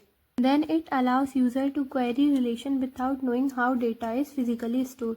तो बेसिकली आरक्यूएल हेल्प करती है क्वेरी फाइंड करने के लिए, और उसे ये भी नहीं पता रहता कि टेबल में फिजिकली डेटा स्टोर किस तरीके से है। Now we will see the types of relational query language. तो RQL are broadly classified into 2 categories. तो आरक्यूएल 2 कैटेगरीज में डिवाइडेड है। First is procedural query language and second one is non procedural query language. First one is procedural query language. In this, user must specify what data is required and how to get it. तो procedural query language में user ये specify करेगा कि उसको किस data की requirement है और उस डेटा को गेट कैसे करेंगे, ठीक है। देन steps and sequence of operation are important. तो बेसिकली जो प्रोसीड्यूरल क्वेरी लैंग्वेज है, इसमें मेन फोकस काय पे रहेगा, स्टेप्स पे एंड सीक्वेंस पे, क्योंकि ये ऑपरेशन परफॉर्म करने के लिए बहुत इंपॉर्टेंट रहेंगे। अब इसका एक एग्जाम्पल है रिलेशनल एल्जेब्रा। अब रिलेशनल एल्जेब्रा भी अपन लोग आगे चल के डिटेल में पढ़ेंगे, ठीक है। Second one is non procedural query language, also known as declarative query language. तो user specify what data is required, not how to get it. तो नॉन प्रोसीड्यूरल में बेसिकली यूजर ये तो बताएंगे कि उन्हें किस तरीके का डेटा रिक्वायर है किसी भी रिलेशनल टेबल में, लेकिन वो ये डिफाइन नहीं करेंगे उस डेटा को गेट कैसे करें, ठीक है। Then database system decide the execution strategy. और इसमें जो नॉन प्रोसीड्यूरल क्वेरी लैंग्वेज है, इसमें डेटाबेस सिस्टम डिसाइड करेगा एग्जीक्यूशन की स्ट्रेटजी क्या रहेंगी। अब नॉन प्रोसीड्यूरल क्वेरी लैंग्वेजेस की भी 2 टाइप है। First is relational calculus and second one is SQL. SQL is also known as structure query language. तो स्ट्रक्चर क्वेरी लैंग्वेज भी हम लोग को बहुत डिटेल में पढ़ना है, क्योंकि इससे भी क्वेश्चन आए हैं प्रीवियस ईयर क्वेश्चंस में, और रिलेशनल कैलकुलस भी हम लोग आगे देखेंगे। तो first we will discuss the structure query language, shortly known as SQL, ठीक है।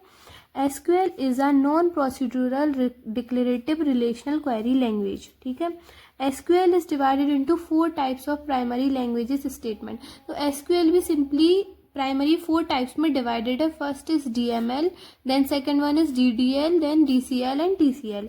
तो इसको भी हम लोग डीपली देखेंगे क्या होता है, क्योंकि DML और DDL भी प्रीवियस ईयर क्वेश्चन में आए हैं। Using this statement we can define the structure of the database. तो इन 4 स्टेटमेंट का यूज करके ये डिफाइन करेंगे कि स्टेटमेंट का स्ट्रक्चर कैसा रहेगा किसी भी टेबल का, ठीक है। By creating and altering data objects, मतलब जब भी डेटा किसी भी डेटाबेस को क्रिएट करेंगे या उसको अल्टर करेंगे, उसके डेटा को चेंज करेंगे, तो फिर देन चेंज करने के बाद उसका स्ट्रक्चर कैसा रहेगा, ये 4 टर्म्स डिफाइन करेंगे, ठीक है। We can manipulate data in a tables through update और डिलीशन। और टेबल मतलब जो डेटा रहेगा रिलेशनल टेबल में उसको मैनिपुलेट कैसे करेंगे, उसमें चेंजेस कैसे लाएंगे, with the help of updation and deletion. ठीक है, अब the four main categories of SQL statement are as follows. तो first is DDL. DDL is known as data definition language, then DML data manipulation language, then DCL data control language, and fourth one is TCL transaction control language. So first we will see the data definition language. First one is DDL. So DDL stand for data definition language. DDL is a part of SQL. DDL का part है structure query language का, that is use to define, create, modify and delete the structure of the database object. तो basically data definition language को use क्यों करते हैं, क्योंकि table में क्या कर सके, क्रिएट कर सके मतलब एट्रीब्यूट्स को या फिर रोज को, टपल्स को मॉडिफाई कर सके, डिलीट कर सके टेबल का ओवरऑल स्ट्रक्चर। ठीक है, and these objects include first is tables, मतलब रिलेशन डेटाबेस में टेबल्स रहेंगी, स्कीमा रहेगा, एक स्ट्रक्चर रहेगा, देन व्यू पॉइंट रहेगा, उस स्ट्रक्चर को किस तरीके से व्यू करें, इंडेक्सेस रहेंगी, देन कांस्टेंट रहेंगे मतलब कंडीशंस रहेंगी, then DDL change the structure of the database not the data inside it.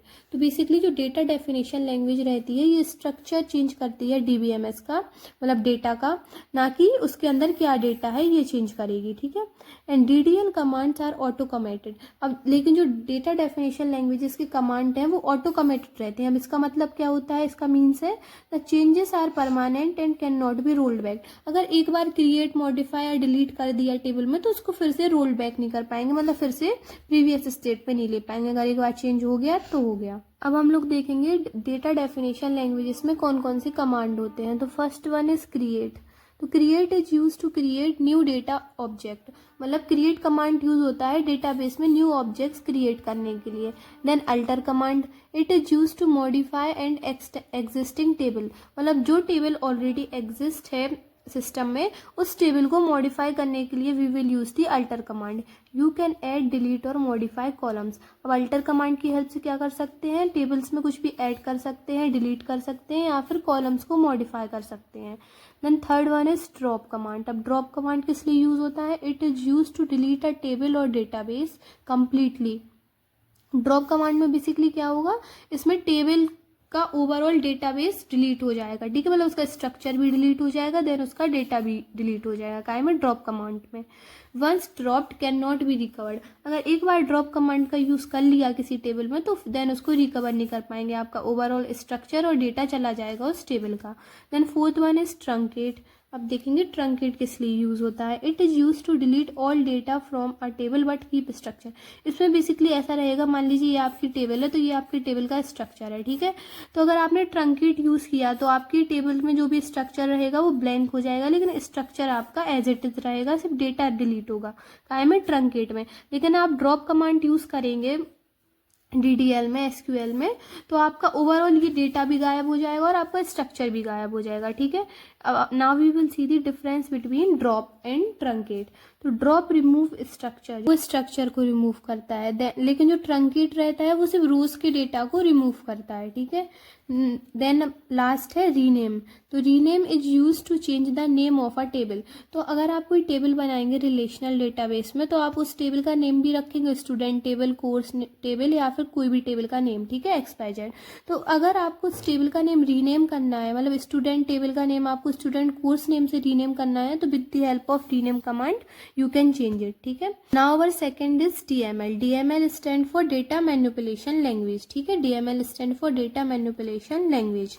DML is used to store, modify, delete and retrieve data inside tables. तो with the help of DML we can change the data inside the tables. अब इसकी commands को देखेंगे। तो first is insert command, used to insert new data into table. इसकी help से table के अंदर जो रोज हैं या कॉलम्स हैं उनमें डेटा को चेंज कर सकते हैं। ठीक है, then update command, use to modify existing data. With the help of update command जो डेटा ऑलरेडी प्रेजेंट है उसको अपडेट कर सकते हैं, मॉडिफाई कर सकते हैं। Then third command is delete command. Delete command is use to delete row from a table.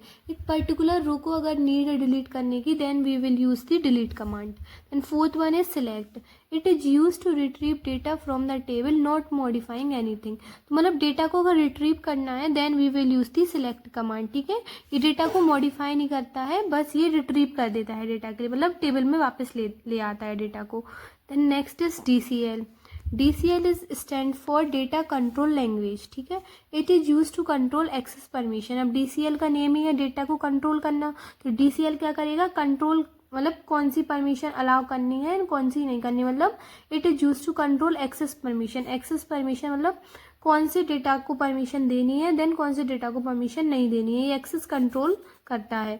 Then DCL command में फर्स्ट है grant. Allow user to read, write और certain database object simply give permission. तो grant command use क्या करता है कि data कब read होगा, कब राइट होगा और कौन से ऑब्जेक्ट्स को ये अलाउ करेगा, तो ये कौन डिसाइड करेगा, ग्रांट कमांड. ठीक है, अगर आप चाहते हैं कि आपके डेटाबेस में अच्छे मार्क्स आएँ तो आपको उसकी बेसिक नीड तो यही है कि आपको स्ट्रक्चर क्वेरी लैंग्वेज आनी चाहिए.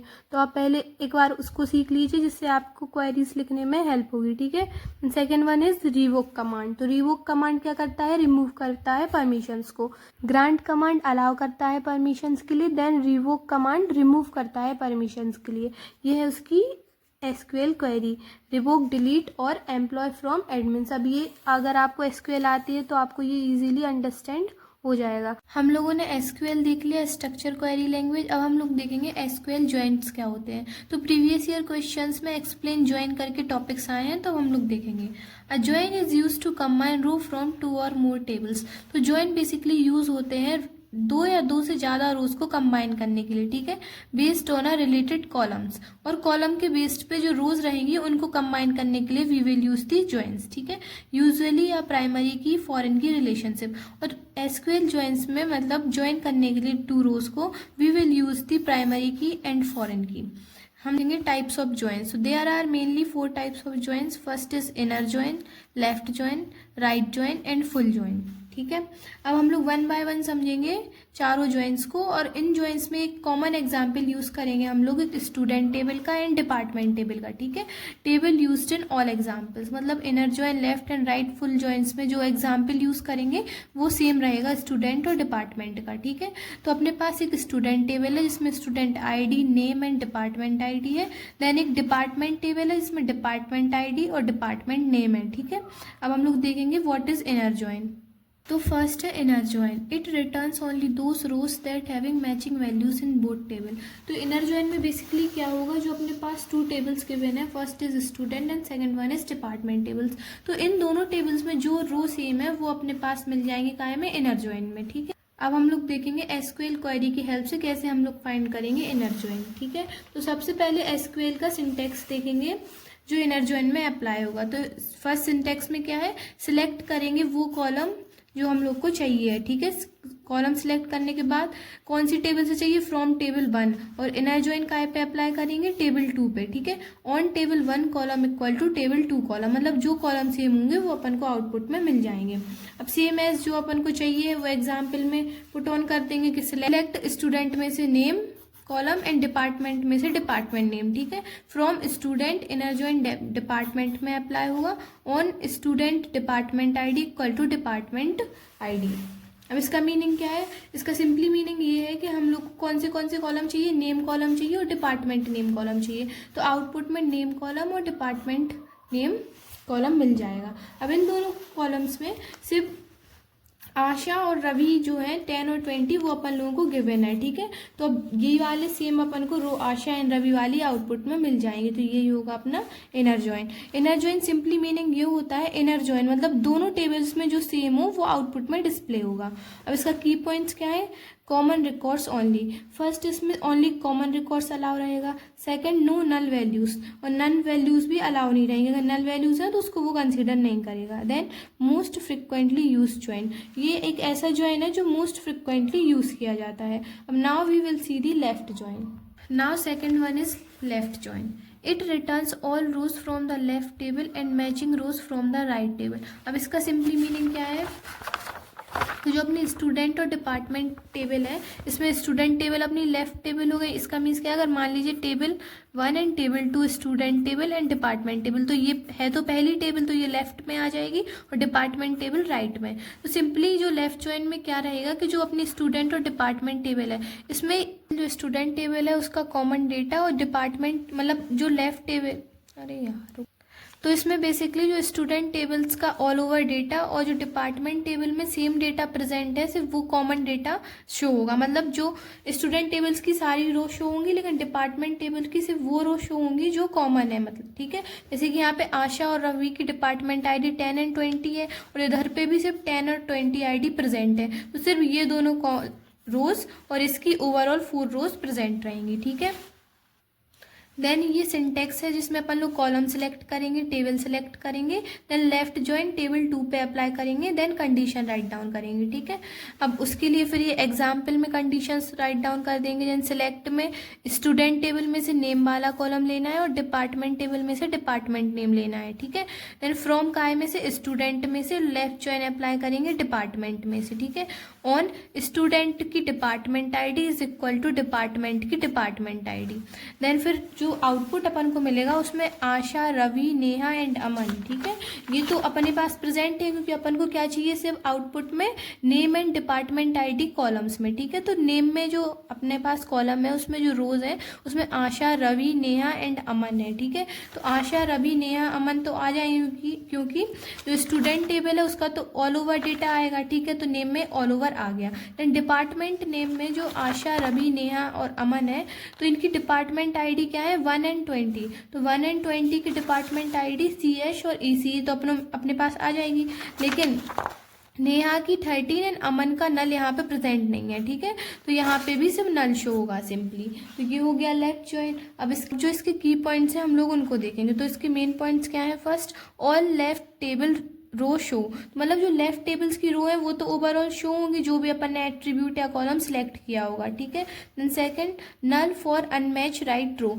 अब जैसे कि नेहा और अमन का डिपार्टमेंट नेम मतलब प्रेजेंट नहीं था सेकंड टेबल में, तो यहाँ पे नल शो होगा। ठीक है, then used when left table is mandatory. तो बेसिकली लेफ्ट ज्वाइन जब अप्लाई करेंगे जब लेफ्ट टेबल तो चाहिए ही पड़ेगी। ठीक है, ज्वाइन अप्लाई करना हो और लेफ्ट टेबल में मैंडेटरी रहे, इंपॉर्टेंट रहे, then we will use the left join.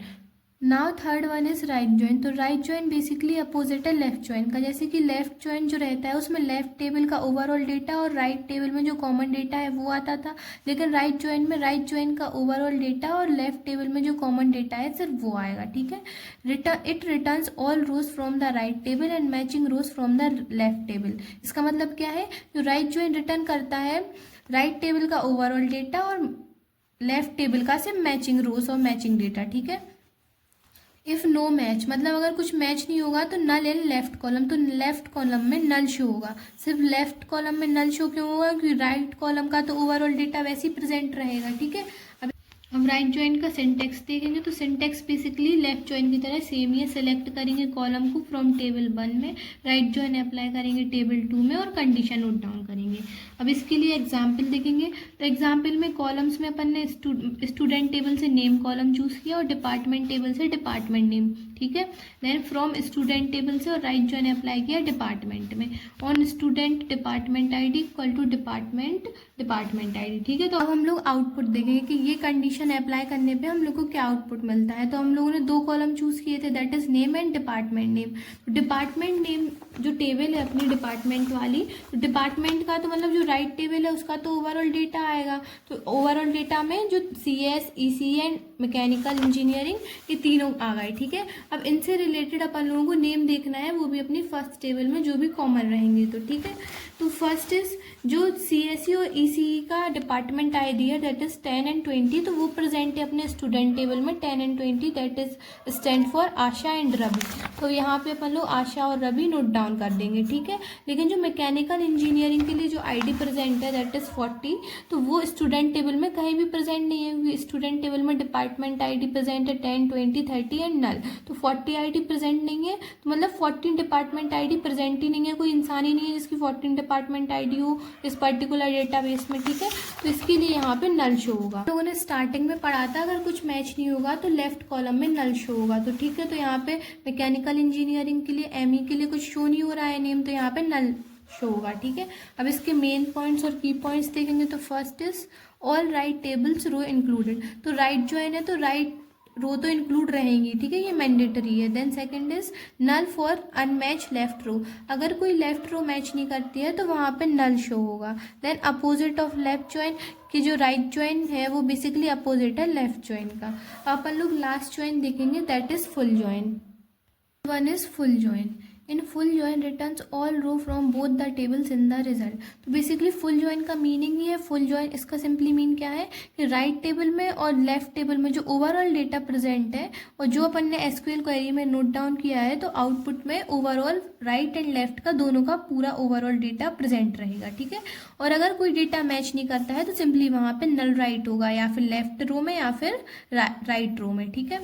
Then अब माई एसक्यूएल का एग्जाम्पल है, तो ये सेम जो अपन लोग अभी तक क्वेरी लिख रहे थे सेम अपन को क्वेरी लिखनी है, लेकिन इसमें ओवरऑल डेटा प्रेजेंट रहना है, तो सिलेक्ट एस्ट्रैक्ट फ्रॉम लिखें क्योंकि एस्ट्रैक्ट में ओवरऑल डेटा प्रेजेंट आ जाएगा, ठीक है। अब इसका आउटपुट में अपन ने टेबल देखी थी जो कि स्टूडेंट और डिपार्टमेंट टेबल, तो उसमें जो जो नेम प्रेजेंट थे ओवरऑल नेम आ गए प्रेजेंट, और जितने भी डिपार्टमेंट नेम थे वो डिपार्टमेंट नेम प्रेजेंट आ गए, ठीक है। मतलब CSE था, EC था और मैकेनिकल था, बस 3 थे अपने पास, ठीक है। और नेम अपने पास 4 है और मैकेनिकल के लिए अपने पास कोई भी नेम नहीं था, तो जो मतलब डेटा प्रेजेंट नहीं था उसके लिए सिंपली वहाँ पे नल आ जाएगा। अब इसके मेन पॉइंट देखेंगे, include all data, basically full join है तो सारा ओवरऑल डेटा प्रेजेंट रहेगा। Then rarely used, full join कम यूज होता है क्योंकि ये नल वैल्यूज प्रोवाइड कराता है। Then third one is important for theory exam, मतलब थ्योरी एग्जाम के पर्पज से इंपॉर्टेंट है, अगर आपको एसक्यूएल ज्वाइंस लिखने आता है तो आपको फुल ज्वाइन तो लिख के आना ही पड़ेगा। तो बेसिकली इतने ही ज्वाइंस है अपने एसक्यूएल में मेन। अब हम लोग देखेंगे एसक्यूएल ट्रिगर्स क्या होते हैं। ट्रिगर्स इन एसक्यूएल एक इम्पॉर्टेंट टॉपिक है क्योंकि प्रीवियस ईयर क्वेश्चंस में 2 या 3 टाइम्स रिपीट हुआ है, तो चलिए देखते हैं। A triggers is a small program in the database. तो ट्रिगर क्या है, एक स्मॉल प्रोग्राम है डेटाबेस में, ठीक है। That runs automatically when something happens to a table. तो ट्रिगर एक स्मॉल प्रोग्राम है डेटाबेस में जो ऑटोमेटिकली रन होता है, इसको यूजर को नीड नहीं पड़ती है ट्रिगर को डेटाबेस में रन करने के लिए, ठीक है। ये ऑटोमेटिकली रन हो जाता है जब something happens to a table, table में कुछ भी अनयूजुअल होता है, ठीक है। You do not run a trigger yourself, मतलब आप खुद से ट्रिगर को रन नहीं कर सकते। The database run it automatically, क्योंकि डेटाबेस खुद से इसको ऑटोमेटिकली रन कर देता है, ठीक है। A trigger works when the action happen. अब ऐसी कौन कौन से पर्टिकुलर एक्शन है जिसकी मतलब ऐसे एक्शन होने पे ट्रिगर्स अपने आप एक्टिवेट हो जाता है। तो first is insert, then update, then delete, ठीक है। अब इंसर्ट मीन्स सबको पता ही है कि insert add a new row या फिर न्यू रो कॉलम, मतलब कुछ भी न्यू ऐड करेंगे टेबल्स में डेटाबेस में तो ट्रिगर्स अपने आप एक्टिव हो जाएंगे, ठीक है। Then second is update, change a row. अब अपडेट करने पे, अपडेशन करने पे क्या होगा, या फिर कुछ डिलीट करेंगे या कुछ अपडेट करेंगे, मतलब कुछ ऐड ऑन करेंगे, तो मतलब सिंपली रोज को चेंज करेंगे, रोज का डेटा चेंज करेंगे। तो अगर इस मतलब अपडेट अप्लाई करेंगे तो भी एक एक्शन होगा जिससे ट्रिगर्स अपने आप अप्लाई होने लगेंगे। Then third one is delete. Delete का सिंपली मीनिंग क्या है, रिमूव आ रो, किसी भी रो को रिमूव करना, ये होगा तो भी ट्रिगर एक्टिवेट हो जाएंगे। अब हम लोग देखेंगे ट्रिगरिंग टाइम, मतलब कौन सी ट्रिगरिंग टाइम है, ट्रिगर्स की टाइम है जब ट्रिगर अप्लाई होंगे। तो 2 बेसिकली टाइम है, first is before, then second one is after. तो अब इनको भी हम लोग 1 बाय 1 समझेंगे ये क्या है। तो first is before trigger. Before trigger क्या होता है, मतलब बिफोर ट्रिगर की टाइमिंग, मतलब run before the data is change. तो डेटा के चेंज होने से पहले जो अप्लाई हो तो उसे बोलेंगे अपन लोग बिफोर ट्रिगर, ठीक है। यूज टू चेक और करेक्ट डेटा। अब ये अप्लाई क्यों होता है, ये एक्टिवेट क्यों होता है, क्योंकि ये डेटा को चेक करेगा कि डेटाबेस में जो डेटा प्रेजेंट है वो करेक्ट है कि नहीं है, ठीक है। Then second one is after trigger. तो आफ्टर ट्रिगर क्या होता है, run after the data is change, मतलब डेटा में अपडेशन, इंसर्ट या डिलीट होने के बाद जो अप्लाई होगा that is known as after trigger, ठीक है। यूज टू स्टोर लॉग्स और बैकअप्स। तो बेसिकली ये अप्लाई क्यों होगा, क्योंकि ये स्टोर करेगा कुछ बैकअप या फिर लॉग्स के लिए। अब हम लोग इसका एक सिंपल एग्जाम्पल देखेंगे, ठीक है। तो एग्जाम्पल में हम लोग देखेंगे real life example, that is bank account का एग्जाम्पल है, जिसमें बिफोर विदड्रॉ, मतलब ट्रिगर क्या होगा कि विड्रॉ करने से पहले अप्लाई हो रहा है, वो क्या कर रहा है, चेक कर रहा है बैलेंस को। आपको मान लीजिए पेमेंट करनी है 1000 रुपीज़ की, लेकिन आपके अकाउंट में सिर्फ 700 रुपीज़ है, तो आप पेमेंट नहीं कर पाएंगे। तो ये पता कैसे चलेगा कि आपके अकाउंट में सिर्फ 700 रुपीज़ है, क्योंकि उसमें ट्रिगर अप्लाई हो रहा है, कंडीशन चेक हो रही है, ठीक है। तो बिफोर सिंपली मीन्स क्या है कि बिफोर विड्रॉ के, मतलब बिफोर विड्रॉ ट्रिगर अप्लाई होगा तो चेक बैलेंस हो जाएगा। देन आफ्टर विड्रॉ क्या होगा, store transaction detail that automatic action is a trigger, ठीक है। इसका सिंपली मीनिंग क्या है कि आफ्टर विड्रॉ ट्रिगर अप्लाई होगा तो वो क्या करेगा, वो ट्रांजैक्शन की डिटेल्स को स्टोर कर लेगा, और यही ऑटोमेटिक जो एक्शन होगा उसी को ट्रिगर बोलेंगे सिंपली। अब हम लोग देखेंगे जनरल सिंटेक्स ऑफ ट्रिगर। तो जनरल सिंटेक्स में क्या है, फर्स्ट इज क्रिएट करेंगे ट्रिगर, तो पहले जो ट्रिगर क्रिएट करेंगे उसके लिए एक नेम दे देंगे। अब हम लोग वो भी सेट करेंगे क्या बिफोर ट्रिगर करना है या आफ्टर ट्रिगर, ठीक है। तो इनमें से एक चूज कर लेंगे। देन इंसर्ट, अपडेट और डिलीट में से एक कंडीशन चूज करने के बाद टेबल का क्या नेम है, किस रो पे अप्लाई होना है, देन बिगिन करके एसक्यूएल का स्टेटमेंट नोट डाउन करेंगे, देन ट्रिगर एंड हो जाएगा। तो ये एक सिंपल एग्जाम्पल है, क्योंकि अगर टफ करेंगे तो ये डिफिकल्टी हो सकती है समझने में। अगर एग्जाम में ट्रिगर आता है तो आप बस इस चीज़ को याद करके जाइए। और अब हम लोग देखेंगे एडवांटेजेस और डिसएडवांटेजेस। तो first is work automatically, trigger automatically work करता है, रन होता है, ठीक है। इम्प्रूव डेटा सेफ्टी, डेटा की सेफ्टी को भी इम्प्रूव करता है। देन लेस मैनुअल वर्क, अभी ऑटोमेटिक वर्क करता है तो मतलब मैनुअली वर्क को भी ये लेस करता है, रिमूव करता है। देन अब देखेंगे डिसएडवांटेजेस क्या है ट्रिगर के। तो first is hard to understand, it is little bit tough, ठीक है, क्योंकि इसमें कॉम्प्लिकेशंस होती है। Then second one is can slow database, अभी ऑटोमेटिकली रन हो रहा है बिफोर एंड आफ्टर, तो ये डेटाबेस को भी स्लो कर देगा। देन डिफिकल्ट टू डीबग, इसको डीबग करने में भी प्रॉब्लम आएगी। तो ये है बेसिकली ट्रिगर में। नेक्स्ट है why we use trigger. Trigger का बेसिकली यूज क्या है, टू स्टॉप रॉन्ग डेटा, अगर कोई रॉन्ग डेटा है तो उसको स्टॉप करेगा trigger. Then second is to keep data correct, data को करेक्ट रखेगा, कंसिस्टेंसी मेंटेन करेगा, रिलायबल बनाएगा, ठीक है। टू मेक ऑटोमेटिक रूल्स, अब ये जो अपडेट इंसर्ट वगैरह अगर होंगे तो इसमें बिफोर आफ्टर ट्रिगर अप्लाई करने से ऑटोमेटिक रूल्स भी बनाता है, ठीक है। देन टू सेव बैकअप और हिस्ट्री, जैसे अपन लोगों ने अभी एग्जाम्पल देखा बैंक का, तो वहाँ पे भी जो आपकी इन्फॉर्मेशन है, ट्रांजेक्शन वगैरह स्टोर हो रहे हैं, तो ये बैकअप हिस्ट्री भी सेव करता है। इतना ही था ट्रिगर में। अब हम लोग देखेंगे बेसिकली असर्शन क्या होता है, क्योंकि ये भी प्रीवियस ईयर क्वेश्चंस में आया है। गाइस जो हम लोग इस प्लेलिस्ट में, इस वीडियो में पढ़ रहे हैं, तो इसमें जो भी टॉपिक्स हैं वो सारे टॉपिक्स इंपॉर्टेंट है, क्योंकि सिर्फ वही टॉपिक्स पढ़ा रही हूँ मैं जो प्रीवियस ईयर क्वेश्चंस में बार बार रिपीट हो गए या फिर उनके आने के चांसेस हैं, ठीक है। तो हम लोग देखेंगे असर्शन क्या होता है। An assertion is a rule conditions that the database must always satisfy। तो assertion basically conditions है, rules हैं जिसको database को satisfy करना ही पड़ेगा, ठीक है। If the rules become false, the database reject the operations। तो databases में जो operations apply होंगे, मतलब conditions check होंगी, तो अगर वो follow नहीं करती हैं, अगर वो wrong होती हैं, तो database reject हो जाएगा, ठीक है, अगर rules become false, ठीक है।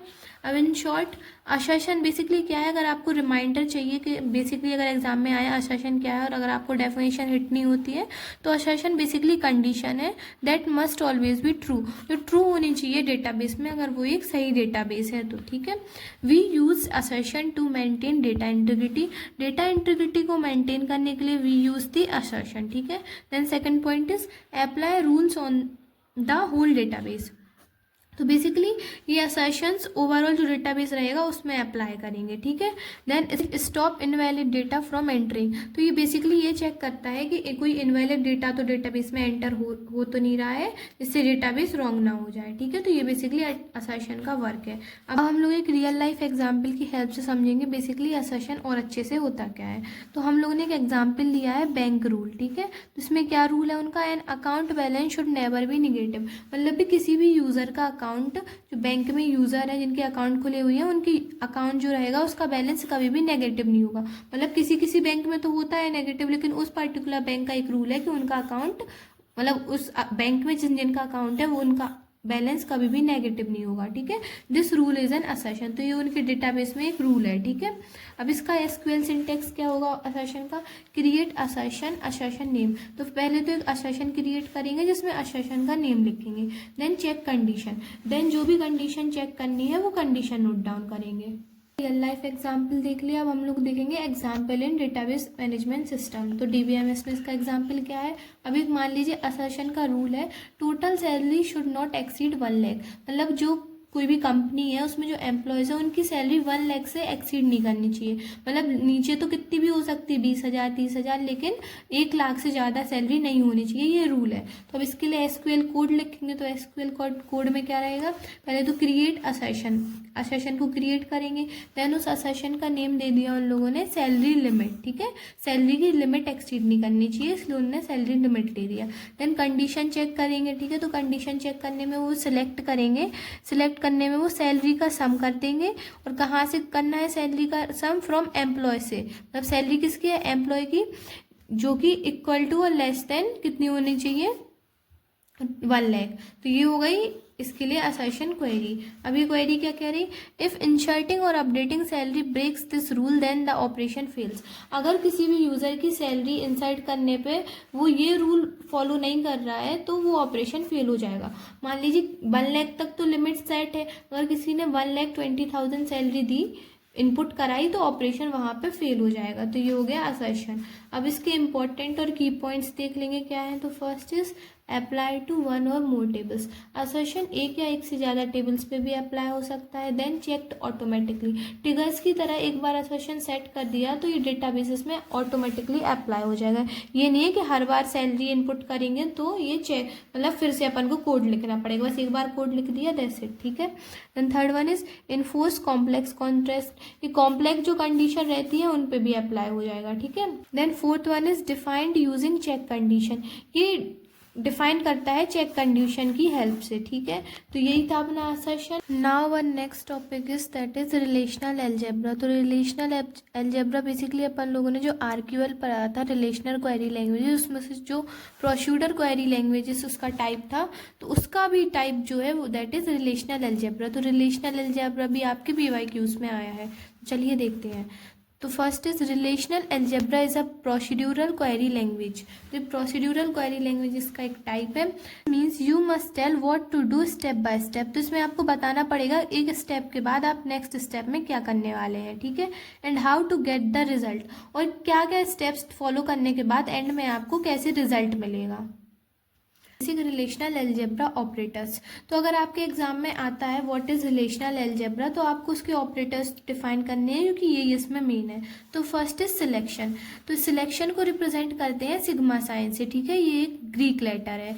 Use to select row based on a condition, तो इसमें बेसिकली उन रो को सिलेक्ट करेंगे जो रो कंडीशन में गिवन होगी। अब इसका एक बेसिकली सिंटेक्स क्या है, सिंटेक्स है सिग्मा कंडीशन देन रिलेशन। तो फर्स्ट सिग्मा सिंबल यूज करेंगे, ये सिलेक्शन को रिप्रेजेंट करेगा। देन कंडीशन लिखेंगे, कौन सी कंडीशन है, रिलेशन की, ठीक है। तो अब एग्जाम्पल है, एग्जाम्पल में सिग्मा डिपार्टमेंट, मतलब जी शॉर्ट में डिपार्टमेंट लिखा हुआ है, तो अब कोई टेबल होगी जिसमें डिपार्टमेंट एक एट्रीब्यूट है जिसमें से सिलेक्ट करना है कंप्यूटर साइंस इंजीनियरिंग का स्टूडेंट, ठीक है। तो अब इसमें आउटपुट में क्या आएगा आपको, अगर आप ये क्वेरी रन करेंगे एसक्यूएल में तो आपको आउटपुट में मिलेगा सिलेक्ट ऑल सीएसई स्टूडेंट, मतलब आपकी जो टेबल गिवन रहेगी तो उसमें जितने भी कंप्यूटर साइंस इंजीनियरिंग के स्टूडेंट है वो सारे आपको आउटपुट में मिलेंगे, ये वो स्टूडेंट्स को सिलेक्ट कर देगा, ठीक है। तो ये हो गया सिलेक्शन। सेकंड वन है प्रोजेक्शन, तो प्रोजेक्शन बेसिकली रिप्रेजेंट होता है पाई सिंबल से, ठीक है। यूज टू सिलेक्ट कॉलम्स, तो प्रोजेक्शन में बेसिकली कॉलम्स को सिलेक्ट करते थे और सिलेक्शन में रोज को सिलेक्ट करते हैं, ठीक है। अब इसका सिंटेक्स क्या है, तो फर्स्ट ऑफ ऑल सबसे पहले तो पाई सिंबल का यूज करके लिखेंगे attribute 1 and attribute 2 then relation, ठीक है। रिलेशन का मीनिंग है यहाँ पे टेबल का नेम, तो एट्रीब्यूट 1 और एट्रीब्यूट 2 का मीनिंग क्या है, मतलब यहाँ पे आपको जितने भी एट्रीब्यूट चाहिए, आपको अगर एक एट्रीब्यूट चाहिए तो वो, देन 2 एट्रीब्यूट चाहिए तो वो, ठीक है। तो एग्जाम्पल में यहाँ पे अपन लोगों ने सबसे पहले प्रोजेक्शन लिखा, देन एट्रीब्यूट 1 मान लीजिए कोई टेबल है उसमें नेम वाला एट्रीब्यूट है, कॉलम है, तो वो कॉलम लिख देंगे। देन सेकंड एट्रीब्यूट आपका मार्क्स वाला कॉलम हो गया, तो वो लिख देंगे। देन रिलेशन मतलब टेबल का नेम, जिस टेबल से ये कॉलम्स आपको चाहिए है आउटपुट में, तो वो टेबल मान लीजिए कोई स्टूडेंट टेबल है, ठीक है। तो देन आपको आउटपुट में क्या शो होगा, shows only name and marks, तो ये बेसिकली नेम और मार्क्स को शो कर देंगे, ठीक है। वन इज यूनियन, तो यूनियन को बेसिकली यू से रिप्रेजेंट करेंगे, या आपने सेट वगैरह में पढ़ा ही होगा यूनियन का सिंबल, ठीक है।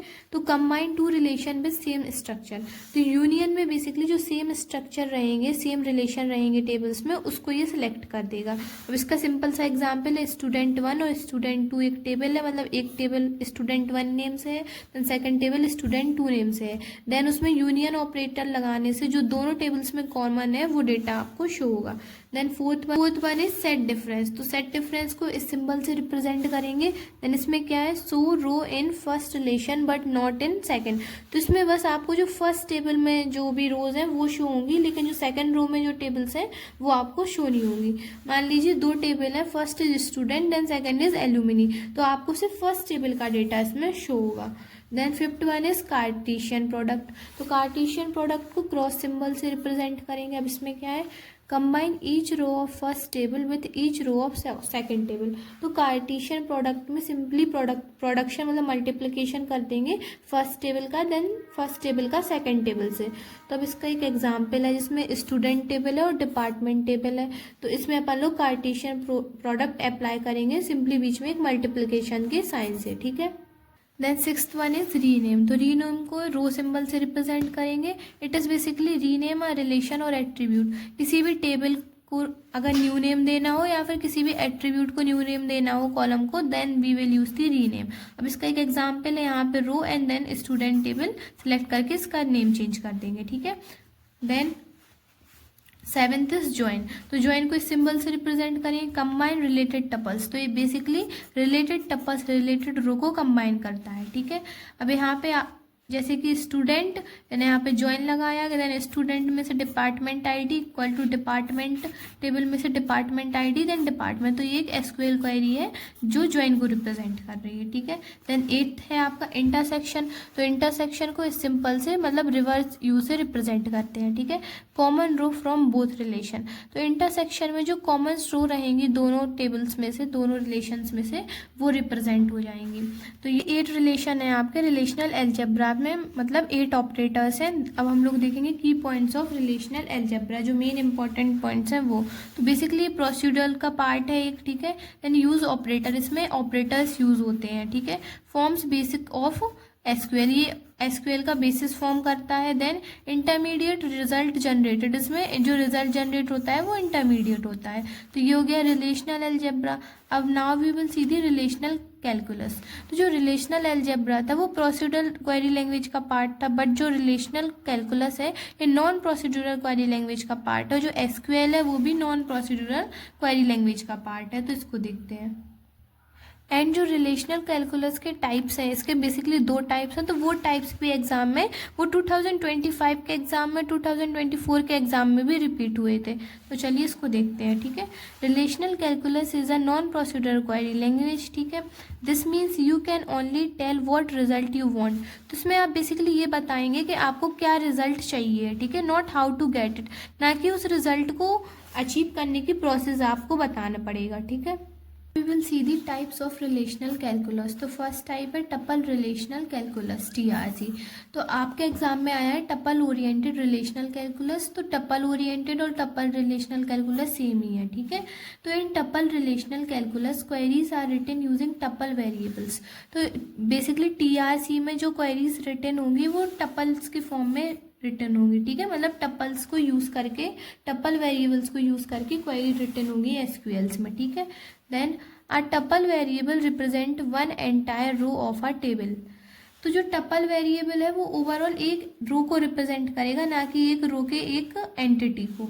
अब इसका सिंटेक्स है, तो इसका सिंटेक्स बेसिकली ये है। अब इसको एक्सप्लेन करेंगे, तो यहाँ पे T है टपल वेरिएबल, तो T क्या है यहाँ पे टपल वेरिएबल। देन P है कंडीशन, और टी यहाँ पे क्या था आपका टपल वेरिएबल, तो कौन सी कंडीशन टपल्स पे अप्लाई होंगी ये टपल रिलेशनल कैलकुलस में देखेंगे। तो अब यहाँ पे एक एग्जांपल है जिसमें स्टूडेंट आईडी गिवन है, नेम गिवन है, डिपार्टमेंट, देन मार्क्स, और यहाँ पे स्टूडेंट नेम है टेबल का। फर्स्ट एग्जाम्पल, तो फर्स्ट एग्जाम्पल में आपको क्या फाइंड करना है, फाइंड ऑल CSE स्टूडेंट, मतलब CS की स्टूडेंट्स फाइंड करने हैं। तो फर्स्ट ऑफ ऑल क्या लिखेंगे, आपको टपल्स लेने हैं और वो टपल्स बिलोंग करने चाहिए स्टूडेंट टेबल से, ठीक है, मतलब इस टेबल से वो टपल्स बिलोंग करने चाहिए। अब ये सिंबल का मीन्स है एंड, मतलब ये वाली कंडीशन भी ट्रू होनी चाहिए, देन ये वाली कंडीशन भी ट्रू होनी चाहिए, देन बोथ कंडीशन चेक होने के बाद आपको आउटपुट मिलेगा। तो मतलब कंडीशन क्या कह रही है, जो आपके टपल्स हैं वो बिलोंग करने चाहिए स्टूडेंट टेबल से, एंड जो टपल्स में आपका डिपार्टमेंट है वो बिलोंग करना चाहिए कंप्यूटर साइंस एंड इंजीनियरिंग से, ठीक है। तो यहाँ पे टी रिप्रेजेंट ईच रो, तो टी क्या रिप्रेजेंट कर रहा है, ईच रो रिप्रेजेंट कर रहा है, टपल्स रिप्रेजेंट कर रहा है। Then second condition check department, और कंडीशन आपकी डिपार्टमेंट चेक कर रही है, ठीक है। एग्जाम्पल 2 है, find name of student where marks is greater than 80, ऐसे स्टूडेंट्स को फाइंड करिए जिनके 18 से एवब मार्क्स आए हैं। तो यहाँ पे टपल्स नेम ले लिया आपने, देन टपल्स बिलोंग करने चाहिए स्टूडेंट से, देन एंड टपल्स के मार्क्स क्या होने चाहिए, मतलब मार्क्स होने चाहिए ग्रेटर देन 80। तो ये हो गया आपका सेकंड एग्जाम्पल। तो आपको आउटपुट में सिर्फ वो स्टूडेंट के नेम शो होंगे क्योंकि आपने नेम एट्रीब्यूट चूज़ किया, आपको वो नेम चूज़ होंगे उन स्टूडेंट्स के नेम जिनके मार्क्स ग्रेटर देन 80 हैं। अब फीचर्स देखेंगे टप्पल रिलेशन कैलकुलस का क्या है, तो फर्स्ट यूज टप्पल वेरिएबल्स। अब इसका नेम ही टप्पल है तो ये सिर्फ टप्पल्स मतलब रोज को यूज़ करेगा, एक ओवरऑल एक सिंगल रो को यूज़ करेगा। Then simpler to select asterisk in SQL, जो SQL में सिलेक्ट एस्टरिक यूज़ करते हैं ओवरऑल, तो उससे ये थोड़ा लिटिल बिट ईजी है। देन ईजी टू अंडरस्टैंड, ये अंडरस्टैंड करने में भी ईजी है। अब इसकी लिमिटेशंस भी हैं, तो limitations of tuple relational calculus first complex queries become lengthy, ये इजी तो है लेकिन इससे सिर्फ स्मॉल क्वेरीज सॉल्व होंगी, मतलब लेंदी क्वेरीज भी सॉल्व हो जाएंगी लेकिन वो कॉम्प्लेक्स हो जाएंगी, ठीक है। तो अगर कॉम्प्लेक्स होंगी तो then we will use the SQL instead of TRC। तो ये हो गया TRC में टप्पल रिलेटेड कैलकुलस में। और ये एग्जाम में अगर टप्पल ओरिएंटेड करके भी आता है तो भी आपको ये सेम लिखना है, ठीक है। अब now we will see the second types of relational calculus, that is domain relational calculus DRC, short form में DRC, ठीक है। तो in DRC queries are written using domain variables, तो DRC में जो क्वेरीज रिटन होंगी वो यूज होंगी डोमेन वेरिएबल्स की हेल्प से क्वेरीज रिटन होंगी। Domain variables represent one value not the whole row, जैसे कि टप्पल रिलेटेड कैलकुलस में जो टप्पल्स थे वो ओवरऑल एक सिंगल रो का यूज करते थे, ठीक है, मतलब एक ओवरऑल रो। लेकिन जो डोमेन वेरिएबल रिप्रेजेंट करते हैं सिर्फ रो की एक वैल्यू को, मतलब ओवरऑल रो नहीं, सिर्फ एक कोई वैल्यू सिलेक्टेड, ठीक है। अब हम लोग जनरल सिंटैक्स ऑफ DRC देखेंगे। अब इसके एग्जाम्पल में जो सिंटैक्स है उसमें क्या है, इसका general syntax x1 x2 and xn। तो ये x1 x2 xn क्या है, डोमेन वेरिएबल्स है, मतलब किन पर्टिकुलर रो की वैल्यूज पे अप्लाई होनी है कंडीशन, ठीक है। देन P तो बेसिकली कंडीशन है और कंडीशन किन रोज पे अप्लाई होनी है ये वो है, ठीक है। अब वहाँ पे x1 x2 एंड xn क्या है, डोमेन के वेरिएबल्स हैं, देन P क्या है, कंडीशंस हैं जो इन वेरिएबल्स पे अप्लाई होंगी। अब इसका एक एग्जाम्पल है, एग्जाम्पल में क्या लिखा हुआ है, एक स्टूडेंट टेबल्स है जिसमें बेसिकली 3 क्या है एट्रीब्यूट्स है, कॉलम्स है, that is name, department and marks. तो फर्स्ट एग्जांपल है get names and marks of CSE student, ऐसी क्वेरी रिटर्न करनी है जिसमें आपको क्या मिल जाए, नेम्स मिल जाए और मार्क्स मिल जाए उन स्टूडेंट्स के, कंप्यूटर साइंस ब्रांच वाले स्टूडेंट्स के। तो इसमें आप क्या लिखेंगे, सबसे पहले तो आप नेम एंड मार्क्स लिखेंगे, ठीक है जी। x1 x2 आपके नेम और मार्क्स हो गए। देन P क्या है, कंडीशन काय पे अप्लाई होना है, स्टूडेंट टेबल पे, तो स्टूडेंट लिखेंगे। देन नेम, डिपार्टमेंट, मार्क्स, आपको ये 3 आपके एट्रीब्यूट्स हो गए, and department equal to CSE, मतलब इन तीनों को लेकर आपको डिपार्टमेंट CSE चूज करना है। तो ये हो गया first example. Then second one is student with marks greater than 80, ऐसे स्टूडेंट के मार्क्स चूज करने हैं जो ग्रेटर देन 80 हो। तो यहाँ पे आपने नेम चूज कर लिया उन स्टूडेंट का, क्योंकि आपको स्टूडेंट्स का नेम चाहिए जिनके मार्क्स ग्रेटर देन 80 हो। देन टेबल आपकी स्टूडेंट हो गई। देन नेम, डिपार्टमेंट, मार्क्स का यूज करके आपने एंड कंडीशन, मतलब ये कंडीशन दोनों कंडीशन का यूज करके आपने आपने marks greater than 80 write down कर दिया आपकी क्वेरी में। तो आपको जो मार्क्स में मतलब जो आपको नेम्स मिलेंगे स्टूडेंट के, तो आपको ऐसे नेम्स मिलेंगे जिनके मार्क्स मोर देन 80 हैं, ठीक है। तो ये हो गया आपके डोमेन रिलेटेड कैलकुलस का example. Now we will see the key features of DRC और main features of DRC। तो first is uses attribute values। तो DRC में attributes values को use करेंगे। Then closer to mathematical form, ये same mathematical form की तरह होता है। Then support complex queries, जो आपकी TRC थी tuple relation calculus, वो simple queries में easily work करती थी। Instead जो आपकी DRC है वो complex query में work करती है। तो ये था आपका सेकेंड यूनिट का लास्ट टॉपिक। तो यहाँ पे आपकी यूनिट 2 ऑफ DBMS कंप्लीट होती है। अगर किसी भी स्टूडेंट्स को नोट्स चाहिए, मतलब एक प्रॉपर नोट्स चाहिए जो इजी लैंग्वेज में रिटन हो, तो आप हमारे टेलीग्राम चैनल पे कांटेक्ट कर सकते हैं, वहाँ पे आपको नोट्स मिल जाएंगे। नोट्स का अमाउंट सिर्फ 21 रुपीज़ है। और बेसिकली अगर आप अभी नोट्स बनाने बैठते हैं, क्योंकि अभी तो बहुत कम टाइम है, तो आपको टाइम वेस्ट होगा। इससे अच्छा क्या है कि आप एक इजी नोट्स परचेज करें और फिर उनको लर्न करें, ठीक है। तो अगर नोट्स परचेज करने हैं तो आपको डिस्क्रिप्शन में टेलीग्राम ID मेंशन है। Thank you guys.